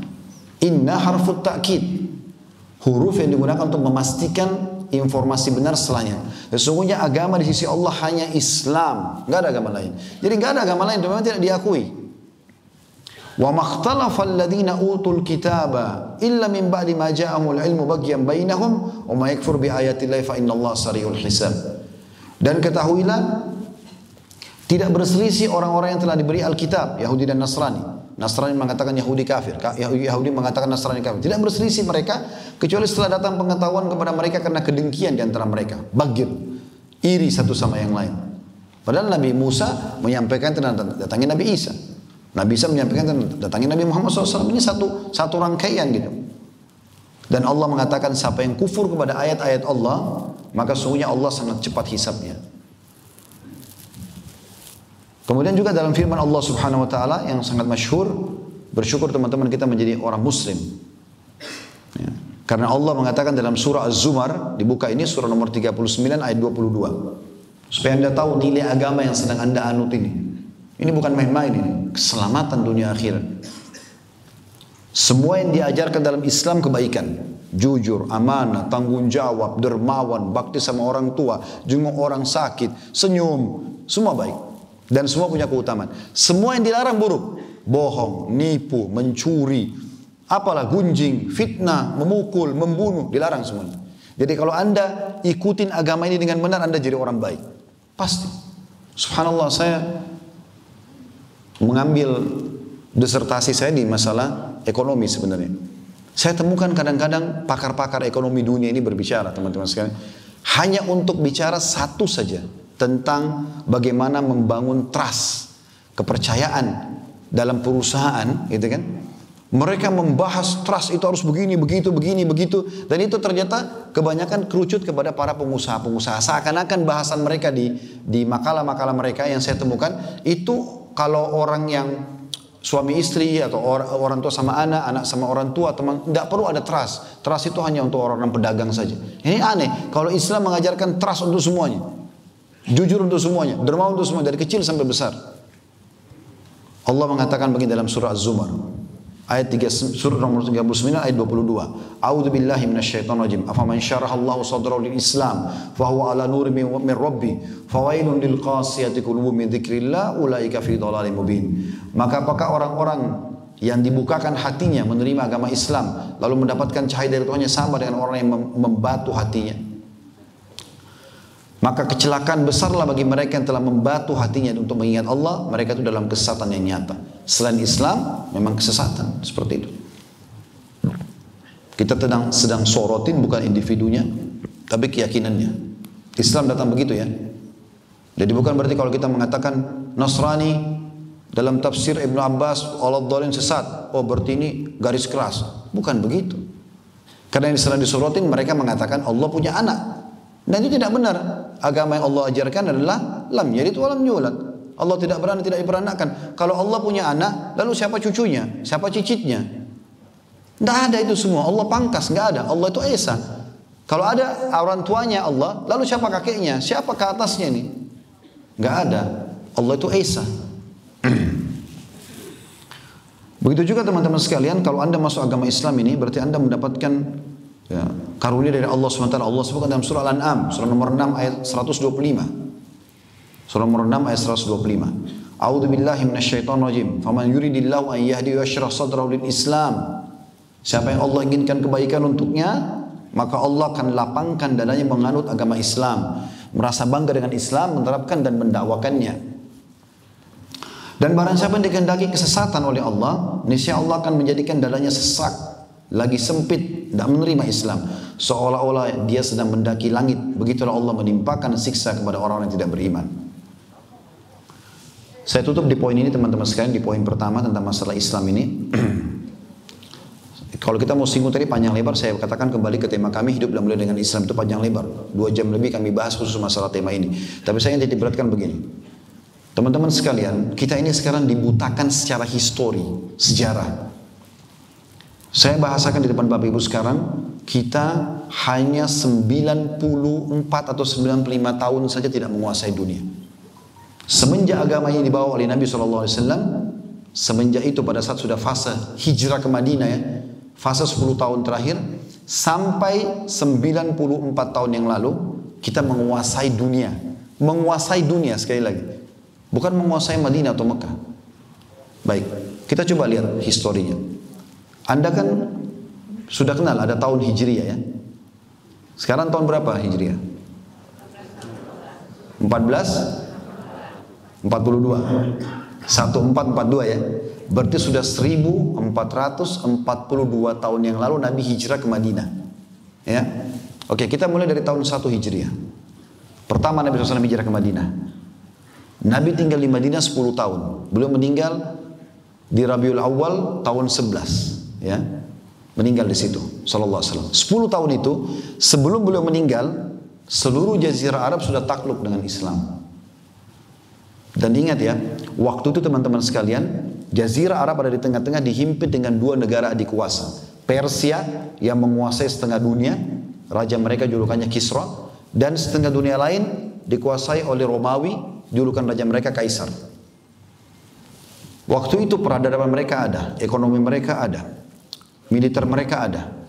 Tapi Nabi SAW waktu hijrah ke Madinah, beliau tidak pernah teman-teman datang ke Romawi belajar militer, peradaban, arsitektur dan seterusnya.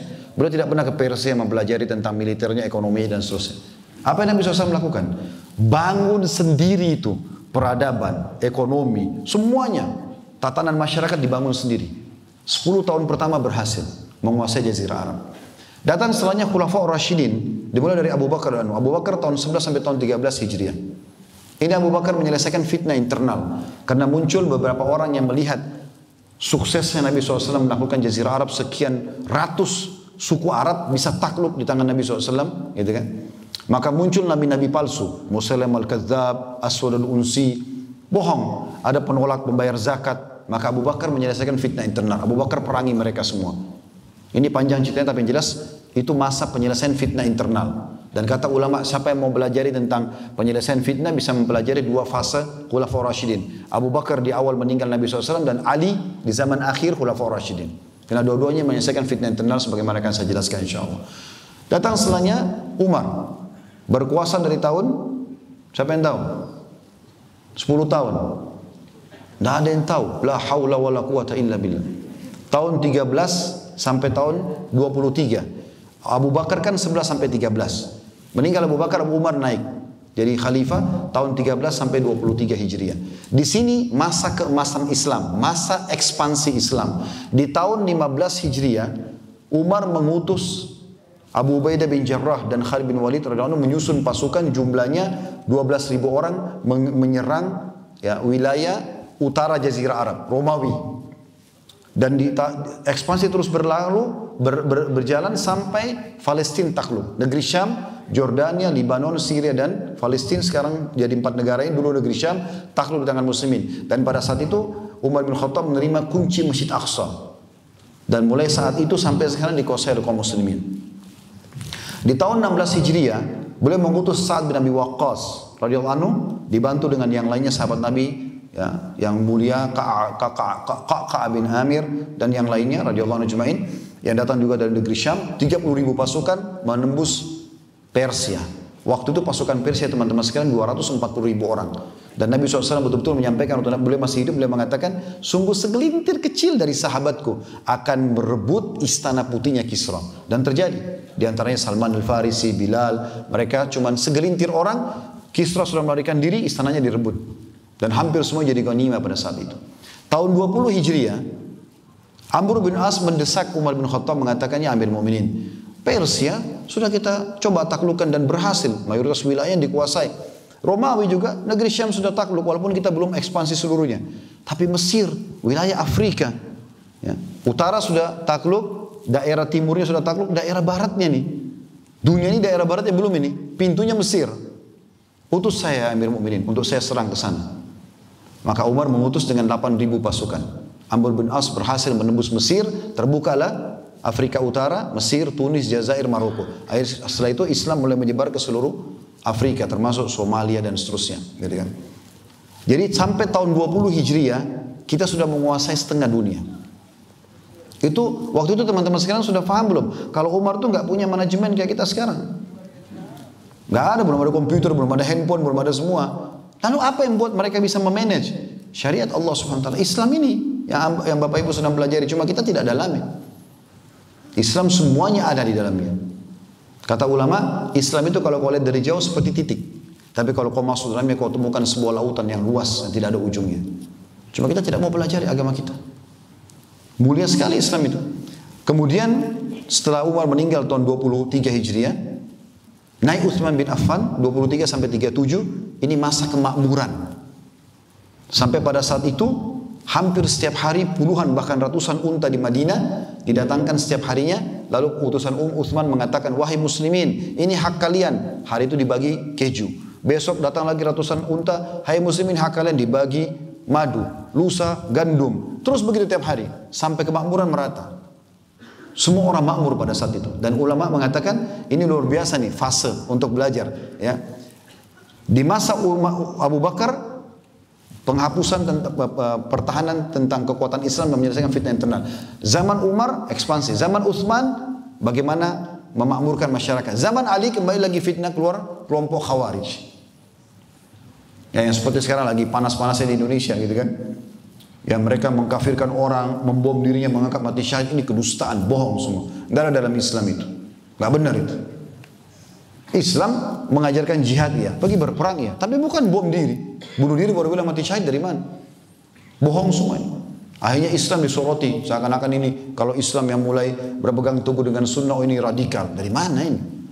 Kapan ada dakwah yang disampaikan tentang boleh bunuh diri kecuali mereka? Gitu kan? Nah ini keliru. Ali bin Abi Thalib memerangi mereka, kelompok Khawarij ini. Selesailah fitnah internal pada saat itu sampai tahun 40 Hijriah pada saat beliau meninggal. Dan Ali bin Abi Thalib dibunuh oleh kelompok ekstrem ini. Dan namanya Khawarij. Ya seperti ini kelompok mereka. Suka membunuh walaupun orang Islam dibunuh. Bagi mereka nggak apa-apa, sama-sama masuk surga. Ini kebodohan.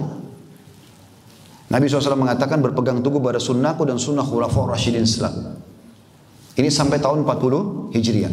Selanjutnya berdiri dinasti pertama dalam Islam. Namanya dinasti Umayyah.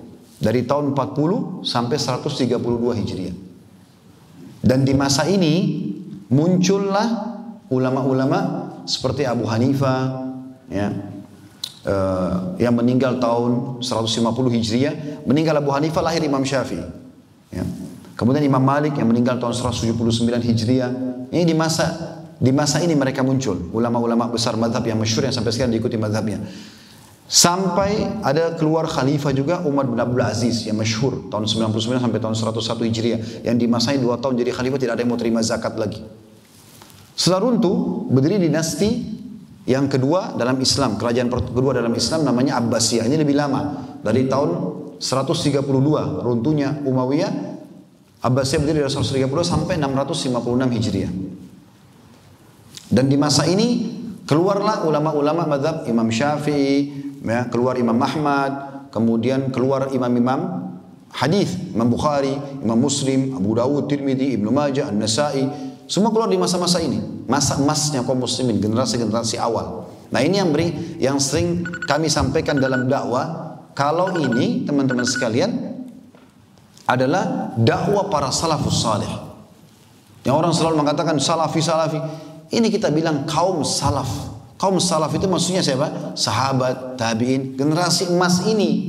Ini bukan kelompok ini gitu kan. Tapi disalahfahami gitu. Kembali kepada salaf, karena memang Islam, kalau kita mau berjaya seperti Syekh Utsaimin rahimahullah mengatakan, kita tidak akan mungkin berjaya kecuali kita kembali kepada yang pertama generasi awal terapkan dalam hidup mereka.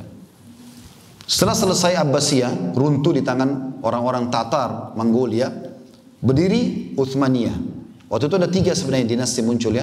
Ada Safawiyah di Iran, ada Mongol di Pakistan atau India, ada Utsmaniyah di daerah Turki. Tapi yang bertahan sebenarnya itu adalah Utsmaniyah yang paling lama. Dan dia berubah dari istilah kesultanan atau khilafah itu menjadi republika di tahun 1924. Kita sekarang berada di tahun 2021. Ya. Jadi cuma 90 tahun sekian saja semenjak Turki berubah dari khilafah dan kesultanan meninggalkan Islam menjadi republika, hukumnya seperti hukum barat, maka disitulah Islam terpuruk. Kenapa teman-teman kita tidak berkaca dengan kejayaan Islam yang 1000 tahun lebih gitu kan?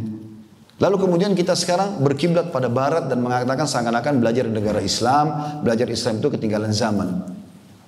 Nah ini karena tidak fahamnya kita dengan masalah ini. Baik, ini kurang lebih poin pertama, mohon maaf agak panjang.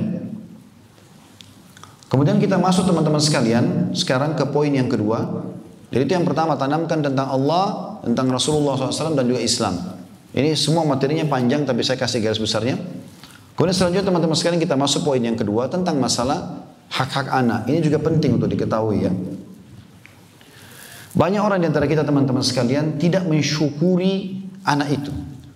Poin pertama dulu, syukuri keberadaan anak Bapak Ibu sekalian. Ada orang subhanallah mungkin karena sangat subur, Masya Allah, setelah nifas hamil lagi, maka dia tidak lihat besarnya nikmat anak itu. Bapak Ibu coba terutama ibu-ibu lihat kepada wanita-wanita yang sampai 10 tahun tidak punya anak, 15 tahun tidak punya anak. Dan ini sebuah karunia besar, adanya manusia di perut ibu lalu lahir dan dia akan menjadi aset Bapak Ibu sekalian, karena semua yang diajarkan kepada anak itu akan jadi aset amal jariah kita. Saya sekarang ceramah depan Bapak Ibu sekalian, ayah dan ibu saya sudah di kuburan rahimahumullah. Mereka berdua akan panen pahala karena saya tumbuh dari ASI ibu saya tumbuh dari nafkah ayah saya. Bahkan saya diajarin jalan, diajarin ngomong, semua itu aset amal jariah. Selama saya jalan, selama saya ngomong, maka mereka panen pahala. Itu luar biasa. Tapi banyak orang tidak syukur itu. Sebuah nikmat. Anak-anak itu lahir bukan untuk dimarahin, tapi untuk dijadikan aset. Kita kan beda kalau kita ini adalah investasi saya atau musuh saya. Ada kadang-kadang orang subhanallah orang tua lebih cinta handphone daripada anaknya. Anaknya ajak main, sudah nanti aja, main sana sendiri. Akhirnya anaknya buat demo-demo ini, tanda kutip ya. Jatuhin gelas, banting pintu. Nah setelah itu ibu sama bapak biasa marah kan. Kenapa banting pintu? Bagi dia itu bukan marah bagi anak-anak, tapi itu adalah perhatian. Oh ternyata banting pintu handphonenya ditinggalin, gitu kan? Banting lagi, gitu kan? Begitu. Jadi harusnya disyukuri teman-teman. Jadikan mereka aset amal jariah. Anak-anak untuk disayang. Pernah Nabi SAW di hadapan beliau dalam hadis Bukhari, lewat Hasan dan Husain, beliau peluk lalu beliau ciumin. Ada satu orang, Aqra' bin Habis namanya, radhiyallahu anhu, seorang badui. Dia heran, lalu dia nyeletuk, dia mengatakan, apakah kalian mencium anak-anak kalian? Kata Nabi SAW, iya. Dia bilang, saya punya 10 anak belum pernah saya cium. Kata Nabi SAW, saya mau buat apa lagi kalau Allah sudah angkat kasih sayang dari hatimu. Nabi SAW dalam hadis Bukhari, Bukhari bahkan rahimahullah menulis bab khusus, bab boleh menggendong anak saat sholat. Bab khusus, karena Nabi SAW pernah menggendong cucunya Umamah pada saat lagi sholat. Saking betul, luar biasanya kasih sayang harus diberikan kepada anak-anak. Rangkul mereka. Metode pendidikannya teman-teman sekalian, supaya kita syukuri ya. Ali bin Abi Thalib membagi menjadi 3 fase. Fase 7 tahun pertama itu kelembutan. 7 tahun pertama kelembutan. Memang saatnya 7 tahun pertama bermain. Jangan diajak tegang, tidak bisa. Memang alamnya mereka bermain. Ini bermain semuanya. Jadi kalau misalnya dia naik ke atas meja, naik ke atas pohon, jangan dimarahin, percuma. Lebih baik ibu pakai dan bapak metode yang berbeda. Ibu bapak bilang, oh masya Allah anaknya ibu atau ayah pintar naik pohon, pasti pintar juga turun. Jangan bilang kamu anak nakal, dia akhirnya tambah tegang, bisa jatuh. Setelah turun baru jelaskan baik-baik, nak kalau jatuh tuh sakit. Beda, karena tujuannya sama, gitu kan. 7 tahun kedua, 7 tahun sampai 14 tahun itu tegas, bukan keras. Jangan pernah keras. Tegas beda. Tegas itu gini, ini boleh, ini nggak boleh. Itu tegas namanya. Tidak perlu bapak ibu melotot matanya, ayunkan tangan, tendang, pukul, cubit. Saya pernah, subhanallah di Surabaya di rumah mertua saya waktu itu.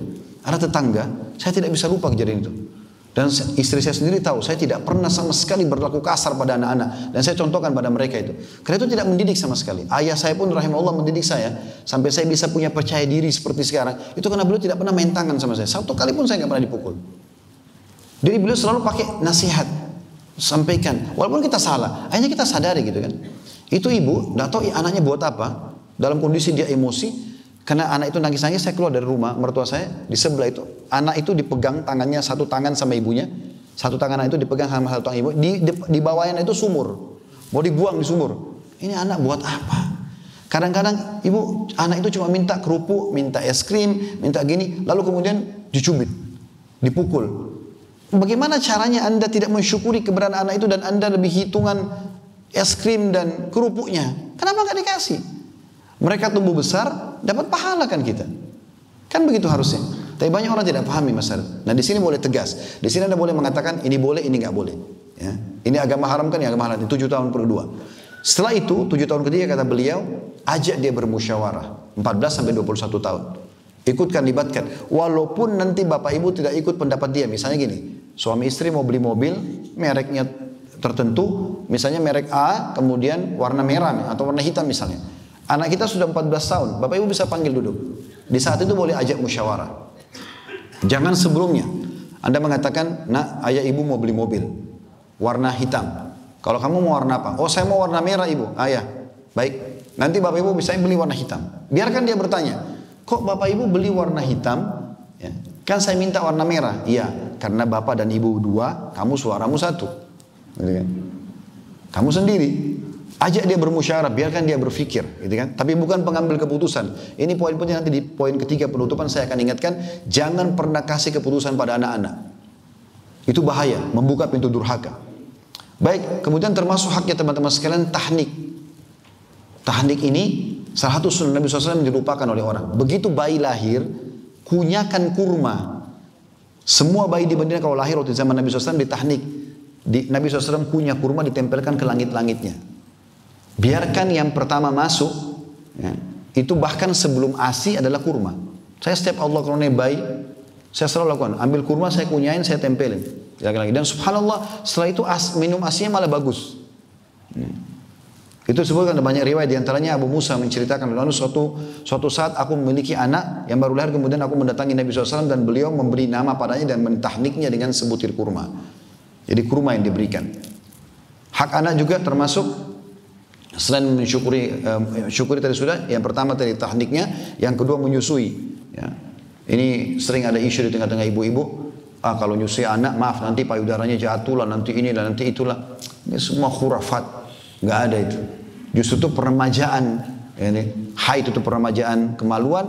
Menyusui itu peremajaan terhadap payudaranya sendiri sebenarnya. Dan juga bisa menjadi aset dia, karena anak itu tumbuh dari asinya.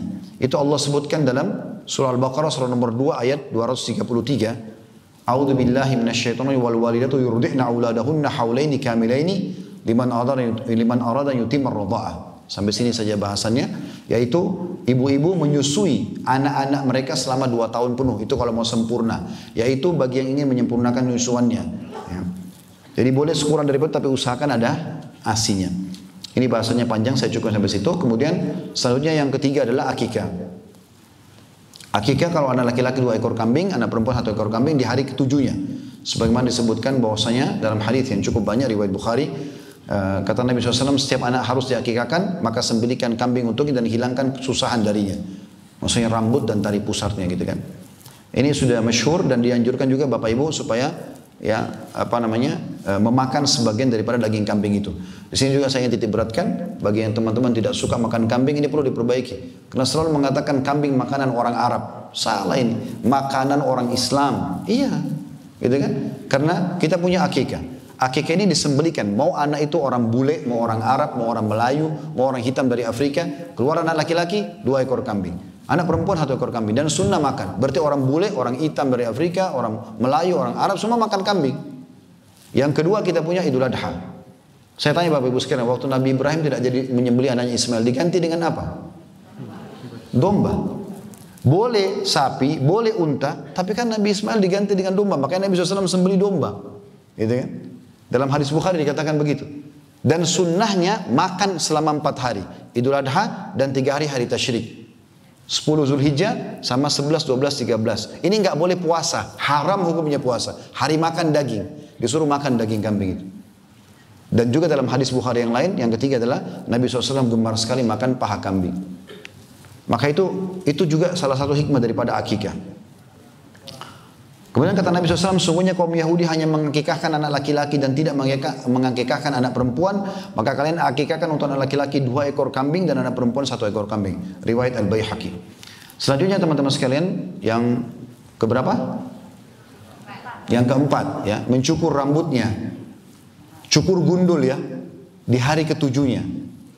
Biarpun anak perempuan dicukur rambutnya. Dan itu disebutkan dalam hadis Tirmidzi bahwasanya Nabi SAW bersabda kepada Fatimah pada saat Hasan radhiyallahu anhu selesai diakikahkan, cukurlah rambutnya dan timbanglah rambutnya dengan timbangan perak lalu sedekahkan nilainya. Jadi cukur semua rambutnya, kemudian ditimbang pakai timbangan emas atau perak, berapa nilainya? Misal 1 gram. Nah nilai rupiahnya berapa? Misalnya 500.000, ya sudah sedekahkan 500.000 itu. Rambutnya dibuang di sampah nggak masalah.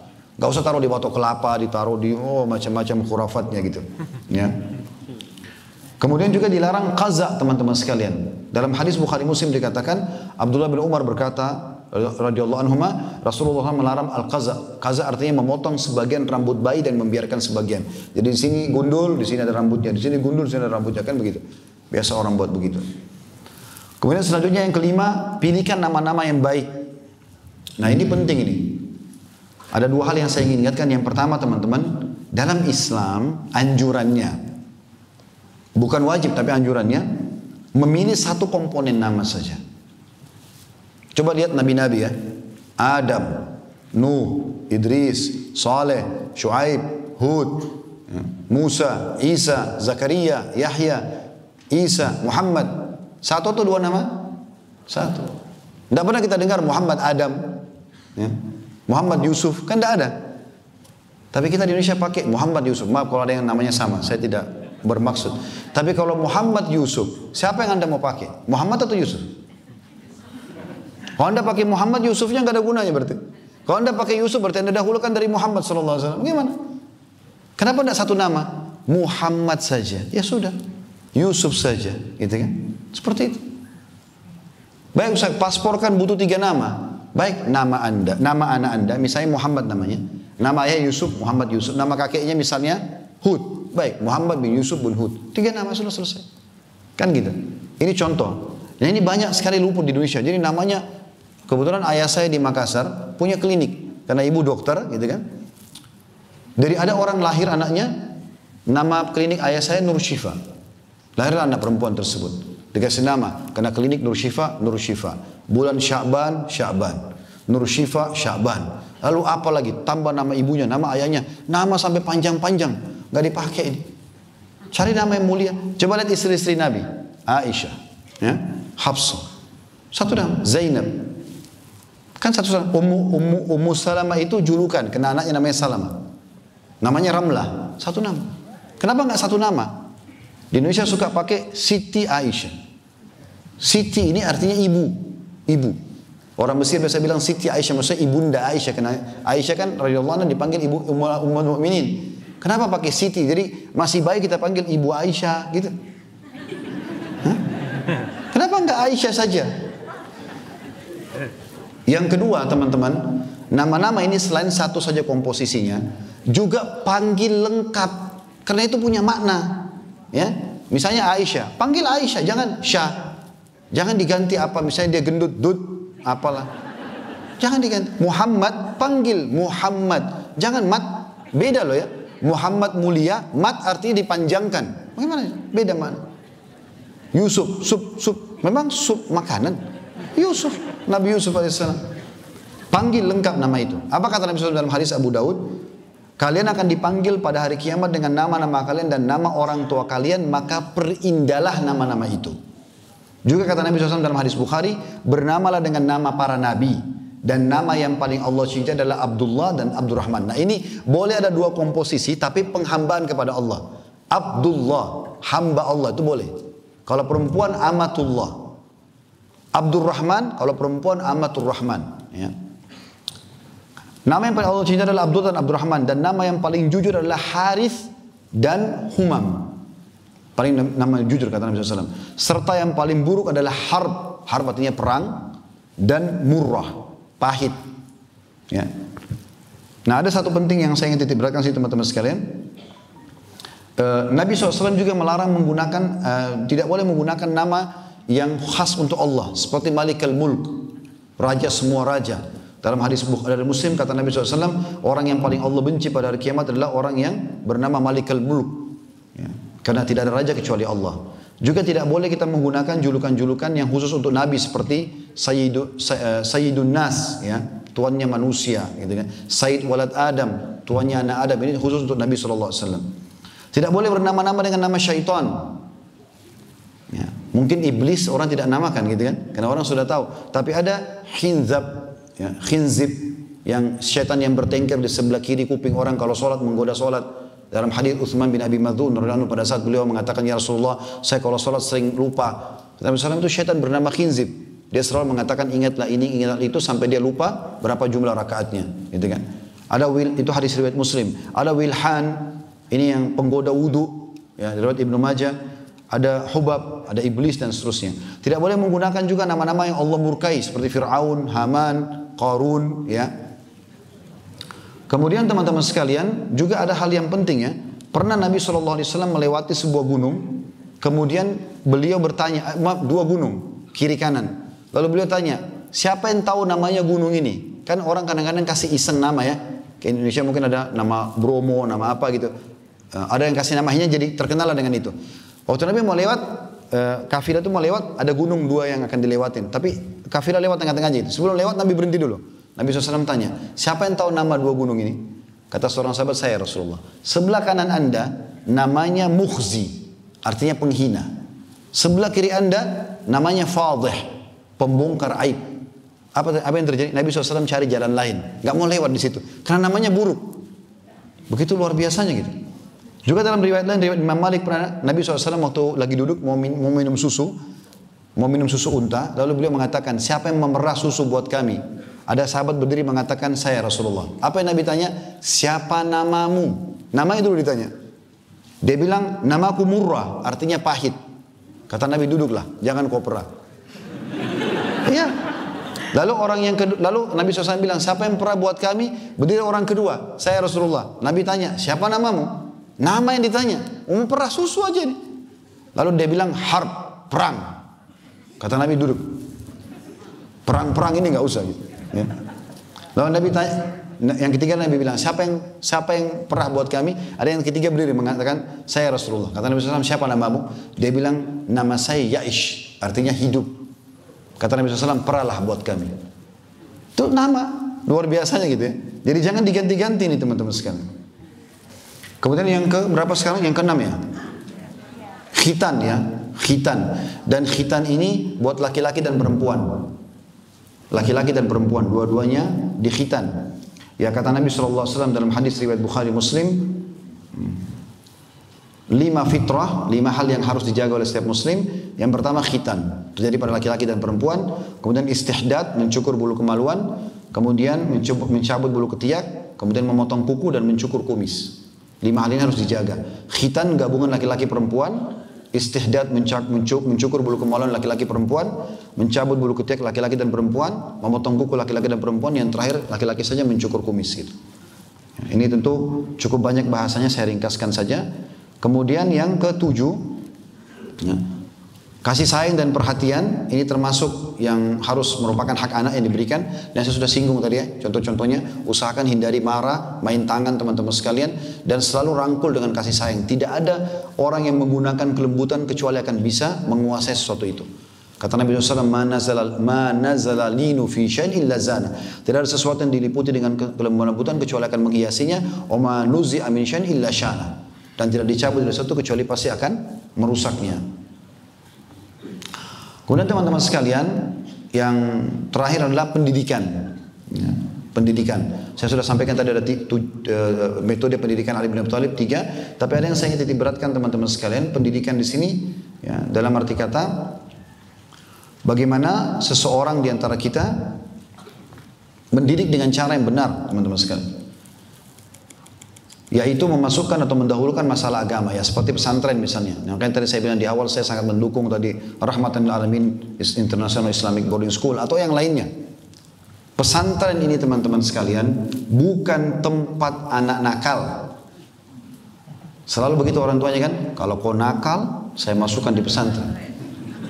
Jadi direkam oleh anaknya apa? Pesantren tempat orang nakal kan gitu. Gitu kan? Kalau kau malas saya pesantrenkan. Oh berarti pesantren tempat orang begitu. Jadi bukan diingatkan pesantren itu bagus nah, pesantren itu begini, pesantren itu bukan. Jadi isinya nggak baik. Ini salah ini. Pesantren juga itu bukan tempat pembuangan, tapi pesantren tempat kaderisasi generasi umat ini untuk menjadi orang yang mengenal Allah dan Rasul. Saya pernah di pesantren. Tiap hari kita dengarkan kalau Allah, kalau Rasul, azan disuruh ke masjid, ya. Cuci baju sendiri, kadang-kadang kalau ada beberapa pesantren memang pakai tukang cuci dibayar, tapi ada orang diajar mandiri. Saya dulu memang mandiri sendiri, cuci baju sendiri, segala macam sendiri, bersihkan kamar segala macam, ganti spray, semua sendiri. Jadi kita mandiri. Itu bagus pesantren. Jadi jangan dijadikan pesantren tempat yang momok yang menakutkan, tidak boleh. Pesantren tempat yang sangat baik, mulia. Baik, saya langsung pindah ke poin ketiga teman-teman sekalian. Dan ini yang terakhir, tanamkan bibit-bibit akhlak yang mulia. Yang pertama adalah tanamkan cinta ibadah. Jadi ajak mereka sholat bersama, ajak mereka puasa bersama. Ini menjelang Ramadan, Bapak Ibu ajak anak-anak biasa puasa. Dan ingat, tidak ada namanya puasa setengah hari. Tidak ada. Dalam syariat tidak ada. Ini jangan diwariskan terus. Tidak apa-apa nak puasa aja setengah hari. Dari buku fikih mana? Coba sampaikan ke saya. Mana bukunya? Puasa sehari. Kalau anak sudah tidak tahan, bilang buka puasa nak, tapi puasamu batal ya. Jelasin fikihnya ke dia. Jangan bilang tidak apa-apa puasa setengah hari yang direkam sama dia, oh tidak apa-apa. Nanti dia juga besar, dia menikah, dia bilang juga sama anaknya, nak puasa setengah hari nggak apa-apa. Terus 7 turunan begitu. Puasa 1 hari, saya bilang sama anak saya, puasa harus sehari. Sudah haus abati, mereka panggil saya abati, maksudnya ayah saya gitu. Sudah haus abati, sabar. Anak saya belum namanya Uwais yang mengatakan, Uwais kalau tidak bisa sabar, batal puasa. Berarti batal puasanya. Memang dia belum balik gitu kan. Tapi saya jelaskan, sehingga kalau dia minum dia tahu dia batal. Kadang-kadang pas buka puasa adiknya bertahan. Kemudian adiknya mengatakan, ya wes tadi buka puasa, ya besok saya mau perbaikin. Ya. Tapi ada upaya. Cuma jangan bilang ada puasa setengah hari, nggak ada. Penanaman harus lengkap. Sholat harus lengkap. Ajarin wudu, ajarin jumlah rakaatnya, ajarin bacaannya. Tanamkan cinta ibadah itu kepada mereka. Makanya sunnahnya kita teman-teman sholat sunnah di rumah. Ya, kata Nabi SAW, sholat itu paling afdal di rumah kecuali yang wajib. Kenapa di rumah? Supaya contoh bagi anak-anak. Ya. Itu kemudian yang kedua, di poin yang ketiga nih, maksudnya poin B-nya adalah ajarkan jujur teman-teman sekalian. Kejujuran.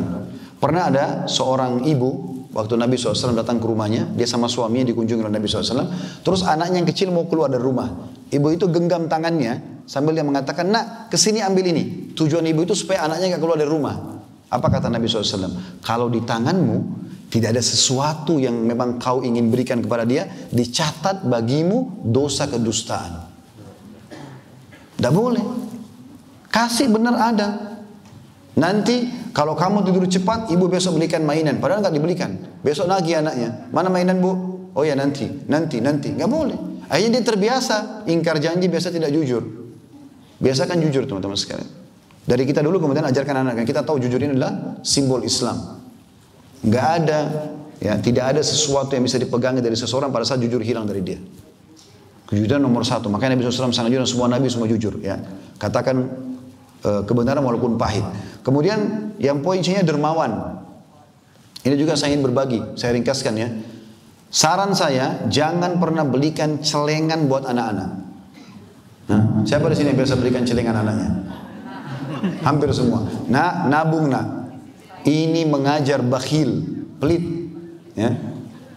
Islam mengajarkan kita konsepnya bersedekah pangkal kaya. Kapitalis mengatakan nabung pangkal kaya. Ketemu nggak? Nabung sama sedekah? Mustahil. Yang satu keluarin, yang satu simpan. Coba bapak ibu renungi anak-anak kalau kita kasih celengan. Misalnya anak kita 2. Kita kasih celengan. Nanti pada saat kita, begitu dikasih aja dia sudah merasa punya milik. Kakaknya atau adiknya sentuh, marah. Ibunya sentuh, marah. Bakhil dari kecil. Bakhil itu Imam Madzhabi yang masukkan dalam kategori dosa besar teman-teman sekalian. Bahkan kata Nabi SAW, tidak ada penyakit jiwa yang berat daripada bakhil. Kasih uang anak-anak, jangan bilang tabung nak. Kalau pegang uang ini nanti kalau ada orang miskin, kasih ya gitu. Tanamkan itu teman-teman. Biasakan mereka bersedekah. Saya ringkaskan, saya kadang-kadang kasih anak saya, kalau ada orang miskinnya sedekah enak, kalau ke masjid saya kasih uang, mereka taruh kotak amal. Terekam setiap kali kami jalan di mobil ada orang miskin, itu berarti orang miskin, suruh berhenti, mereka kasih dari kecil. Kemudian pemberani teman-teman, jangan selalu bilang begini. Ya, ini ibu-ibu biasa gitu, kalau anaknya supaya nggak keluar ke belakang rumah, jangan keluar ke belakang rumah ada momok. Apa itu momok? Setan. Kenapa ditakut-takuti? Jangan takut-takutin anak, ini penting. Biasakan mereka berani. Ya. Zubair bin Awam radhiyallahu anhu menjadi orang yang sangat pemberani karena ibunya Sofia itu selalu membuat dia berani. Sampai orang-orang Mekah kadang-kadang salahin Sofia karena kalau malam hari sengaja dibawa di tempat gelap. Ya, supaya Zubair jadi pemberani. Pada saat orang-orang Mekah mengatakan, kenapa kau buat begini? Dia bilang biarkan jadi pemberani. Dan benar, Zubair bin Awam itu teman-teman cirinya kalau lagi menyerang musuh, begitu takbir, pekik takbir pertama dia paling depan. Lalu kemudian dia serang musuh sendirian sampai ke ujung pasukan musuh baru kembali lagi. Karena beraninya. Jangan tanamkan sifat pengecut ini. Kemudian selanjutnya amanah. Kasih sesuatu, suruh jaga, kemudian ya kita ambil lagi dari dia, nanti kita mengatakan ini amanah ya, kita boleh kasih dia support. Balasan-balasan itu tidak ada masalah. Kemudian yang terakhir adalah sopan santun. Ini mungkin semua butuh bahasan, tapi kena melihat waktu teman-teman sekalian, saya coba sampai sini. Insya Allah ini coba tanamkan akhlak yang mulia dan semua substansial, tapi ada beberapa poin yang tadi yang saya ingin titik beratkan. Supaya jangan sampai kita tanamkan poin-poin yang salah. Sebagai penutup begini, supaya jadi aset amal jariah, jadi dia harus menjadi anak yang bakti ya. Jangan cetak anak-anak yang durhaka. Bagaimana contohnya? Bagaimana poinnya? Ini poin penutupan kita teman-teman. Ini yang kalau saya sih bapak ibu pulang bawa ini sudah cukup buat saya. Ya, yaitu ya, jangan pernah berikan pilihan kepada anak-anak. Allah amanahkan anak-anak kepada kita supaya kita yang pilihkan dia. Bapak ibu pilihkan bajunya, pilihkan makanannya, pilihkan sekolahnya, pilihkan sepatunya, pilihkan. Jangan kasih anak-anak pilih. Saya kasih contoh, ini pintu durhaka bahaya sekali ya. Misal ibu bilang begini, nak mau makan apa? Ibu kan dia baik ya, tawarin makan. Misalnya anak itu mengatakan ayam goreng ibu. Setelah itu ibu bilang baik ibu besok masakin ya. Ternyata besok ibu lupa. Anak itu datang, bu mana ayam goreng saya? Pada saat dia buka 7 saji, nggak ada. Ibu mengatakan oh ibu lupa nak. Kira-kira apa yang keluar dari mulutnya? Ah ibu ini. Apa yang Allah bilang dalam surah Al-Isra? Wala taqul lahuma uffin. Jangan pernah ucapkan ah. Keluar tuh awal. Yang lucu kadang-kadang teman-teman sekalian, ada laki-laki 30 tahun jadi suami. Istrinya 25 tahun, punya anak 1 misalnya. Anggap anaknya sudah mau masuk SD atau TK. Mereka cari sekolah, begitu ketemu sekolah 2 sekolah, 1 tembok biru, 1 tembok hijau misalnya. Dia bawa anak yang masih kecil nih. Mereka ngomong kelas sama pengurus sekolah, lalu kemudian mereka tanya setelah itu anaknya yang umur 6 tahun atau 7 tahun itu. Nak, mau sekolah yang mana? Kira-kira paham apa dia? Gak paham kurikulum, gak paham jarak, gak paham biaya. Kenapa dia ditanya? Kenapa bukan bapak ibu yang pilih? Kan ini aneh. 30 tahun tanya anak 7 tahun mana dia tahu? Dia suka warna biru, temboknya itu aja warna biru. Dia tidak tahu jaraknya, tidak tahu semuanya. Saya subhanallah perhatikan teman-teman sekalian. Saya setiap beli apa-apa, saya kasih langsung anak saya, langsung mereka tinggal nikmati. Kalau saya belikan baju, saya langsung berikan baju. Ini, pakai nak. Makanan, saya bilang sama anak-anak, ini makanan, kita syukuri ya, baca bismillah. Jadi mereka kita tidak buka peluang untuk itu. Dan subhanallah ini luar biasa. Kalau bapak ibu berhasil menanamkan poin ini, saya bilang, pastikan bapak ibu sekalian pada saat bapak ibu pulang, pada saat bapak ibu sudah mulai, anak-anak itu sudah mulai dewasa, mereka pasti akan terus bergantung pada bapak ibu sekalian. Dan ini penting, bergantung pada orang tua ini bukan berarti manja ya. Jadi maksudnya karena sering diajak dulu waktu kecil bergantung sama orang tua, sampai sudah berumah tangga pun sering minta ibu sarannya bagaimana, ayah bagaimana. Itu yang bagus. Bapak-bapak yang berhasil, kalau dia berdiri, dia jalan, dia melakukan apapun, anaknya di sebelahnya mirip seperti dia. Ibu-ibu berhasil, dia duduk, dia pakaian, dia jalan, anak perempuannya seperti dia. Itu berhasil. Sayangnya ini kadang-kadang berhasil di ahli maksiat. Ya. Jadi dia mau anaknya jadi artis, jadi maksiat sana sini. Bukan ahli yang ibadah, ini sayang. Allahu a'lam. Ini bahasan kita teman-teman sekalian, semoga bermanfaat. Karena sudah masuk waktu maghrib. Mohon maaf saya mungkin tidak buka pertanyaan. Hanya karena melihat waktu juga. Dan insya Allah saya serahkan kembali kepada moderator. Fadhal. Syukran katsiran, jazakallah khair. Kita ucapkan kepada Ustaz Dr. Khalid bin Salam Al-Sima yang telah menyampaikan kajiannya di hadapan kita semua, dan semoga apa yang beliau sampaikan bisa kita terapkan, kita amalkan dalam kehidupan kita sehari-hari. Mungkin saya selaku moderator mohon undur diri.